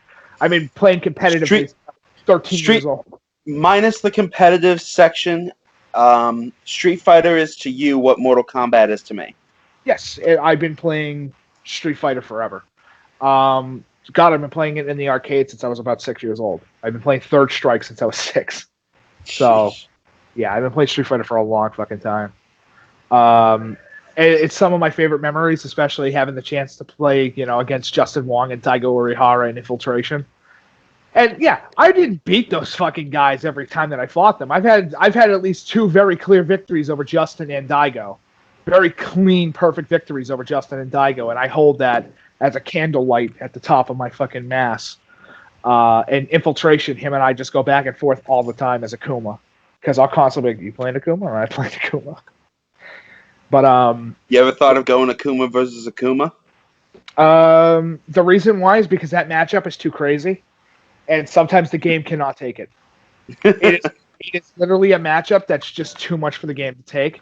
So either he plays as Akuma or I play as Akuma, and then we just kind of figure it out from there. Okay. Very sweet man, by the way. He's a very good human being. It's nice to finally have a Street Fighter player that isn't just, fuck you, I'm the best. It's like he just kind of sits there and goes, You mean every FCG player, or almost every FCG player ever?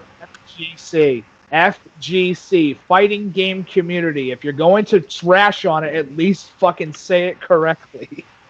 I did. I said FGC. FCG. You friggin' pleb. I said community game? I can't speak.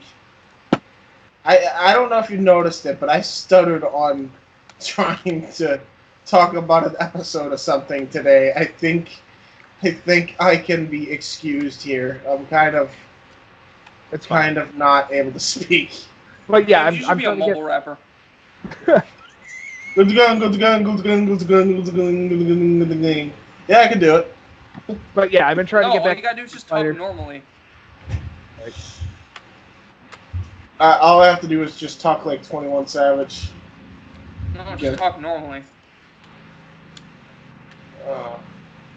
But yeah, I've been playing Street Fighter again to get back into the competitive scene because it's been a long ass time, as Casey knows.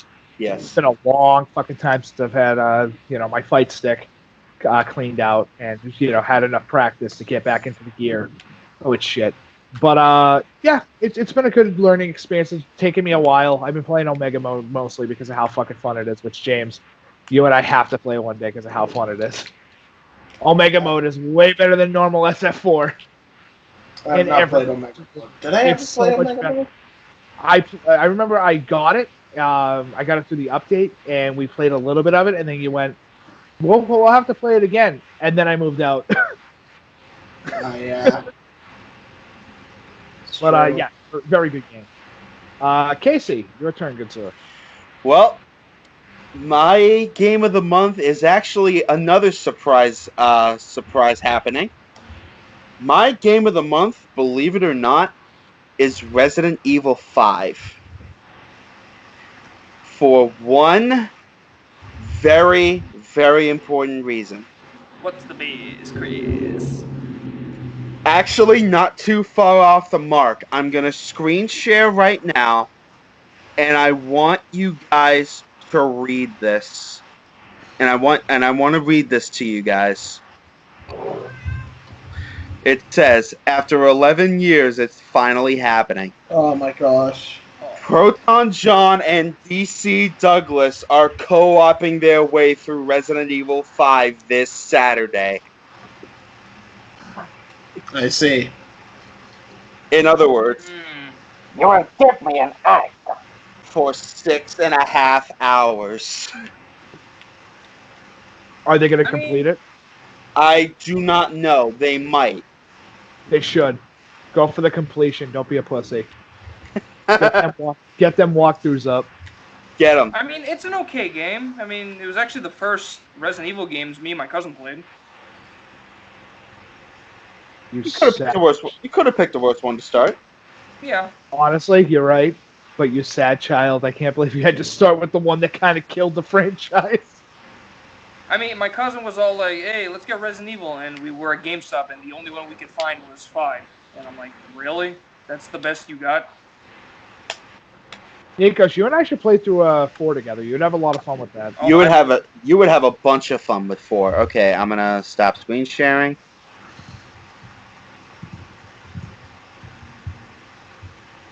Well, there you go. Yeah. That it. I think we did it. We did it. Yay. If it isn't no. Doesn't give a fuck. No, it's not that I don't give a fuck. I didn't have a game of the week to pick. You do have a game of the week. It's called Life. Life Simulator, the game. It sucks. Father, I have decided to play. Well, actually, it's Game of Life right now. That's not the game of life. That's the game of spite. Yes, Father. We have a bit of a breaking news development. Oh. It's very sad. Second ever Ring of Honor World Champion. Oh yeah, I just saw that. I literally just saw that. Yep, just passed away. Yeah. So there you go. You heard it here first, folks. Yeah, you heard it here first, folks. Yeah. Or maybe you haven't, because I don't know when this is going to get released. No, it'll be released probably at some point Tuesday. But yeah, here it is. That's sad, dude. How did you die? I have no idea. It doesn't say. It doesn't actually say what happened.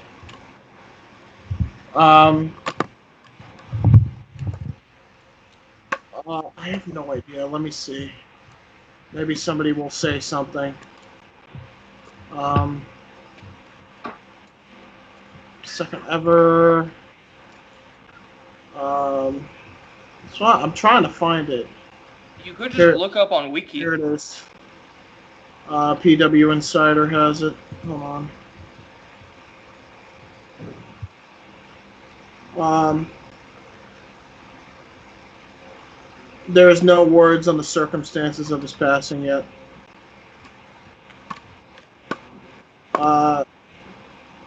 It's just that his family confirmed it with his family. One of his family members confirmed his death. Wow, that's not fun. Jesus Christ, do we need more deaths in wrestling right now this year? There's one important one that needs to go. Yeah, there is. And his initials are the equivalent of Voodoo Kin Mafia. VKM? I think that's one that we could both agree on. Out of all the people that die in wrestling, that's the one we're hoping for. I don't know about that. I don't want him to actually die. I just want him to go away from the WWE. I could take it or leave it. I mean, to me, it's just like I don't wish death upon people. I just honestly. Hey, I'm not wishing it. I'm just saying that's one that kind of needs to happen a little bit. Yeah, only for WWE to get better, though. Yeah. In a way, it's kind of selfish, and I don't like. It's just very douchey. That's just me. But anyway, obviously, 10 belt salute to that guy. We'll do that real quick.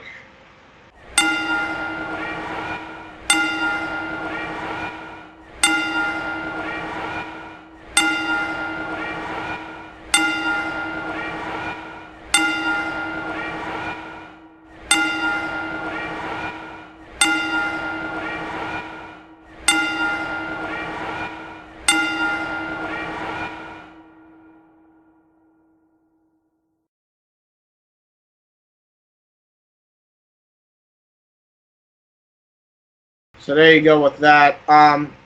Do we want to end on a happier note? Let's Yeah, let's end on a happier note. Screw it. I know I said I was going to put it in there anyway, but you know what? We'll just save it for the end for up. We'll just play it for everybody here just to laugh. Where's the meme that I created? Meme. There it is. So for those who don't know, AEW bought a website domain from an old WWF Attitude stable.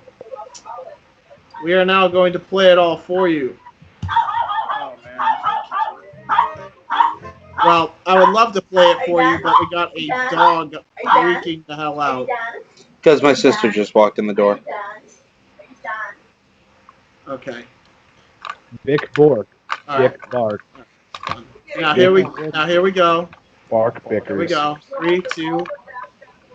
3, 2, 1.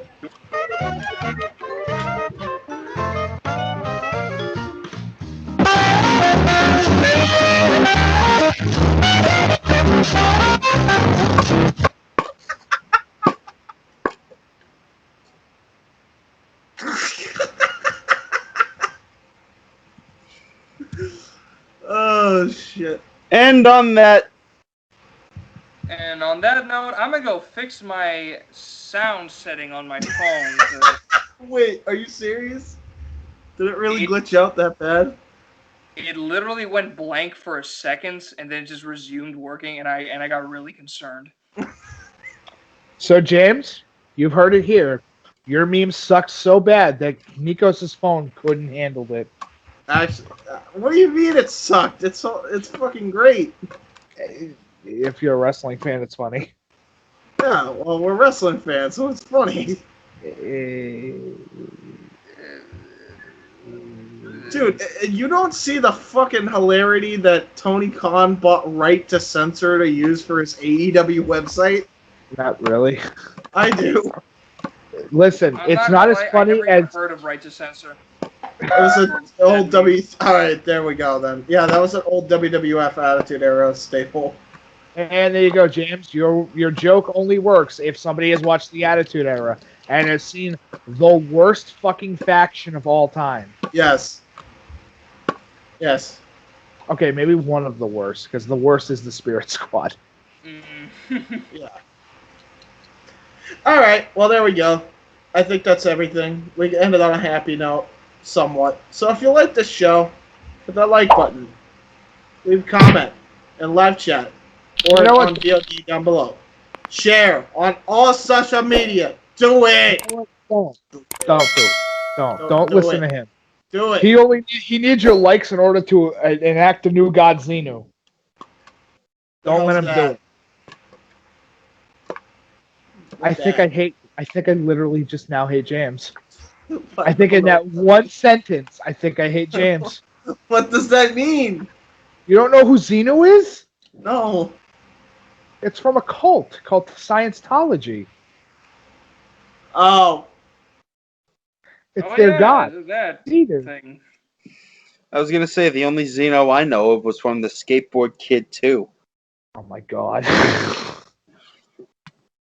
I now have xenophobia. And on that note, good night, everybody. Bye. Oh, wait. Oh, shit. Our catchphrase. Fuck. We love it when a plan comes together. It really didn't come together tonight. But it was still fun regardless. You fucking xenophobes. Are you blogging, son? Are you vlogging, son? Son? Are you podcasting, boy? Sponge boy me, Bob. It is him, Plankton. Scraps. Using scraps.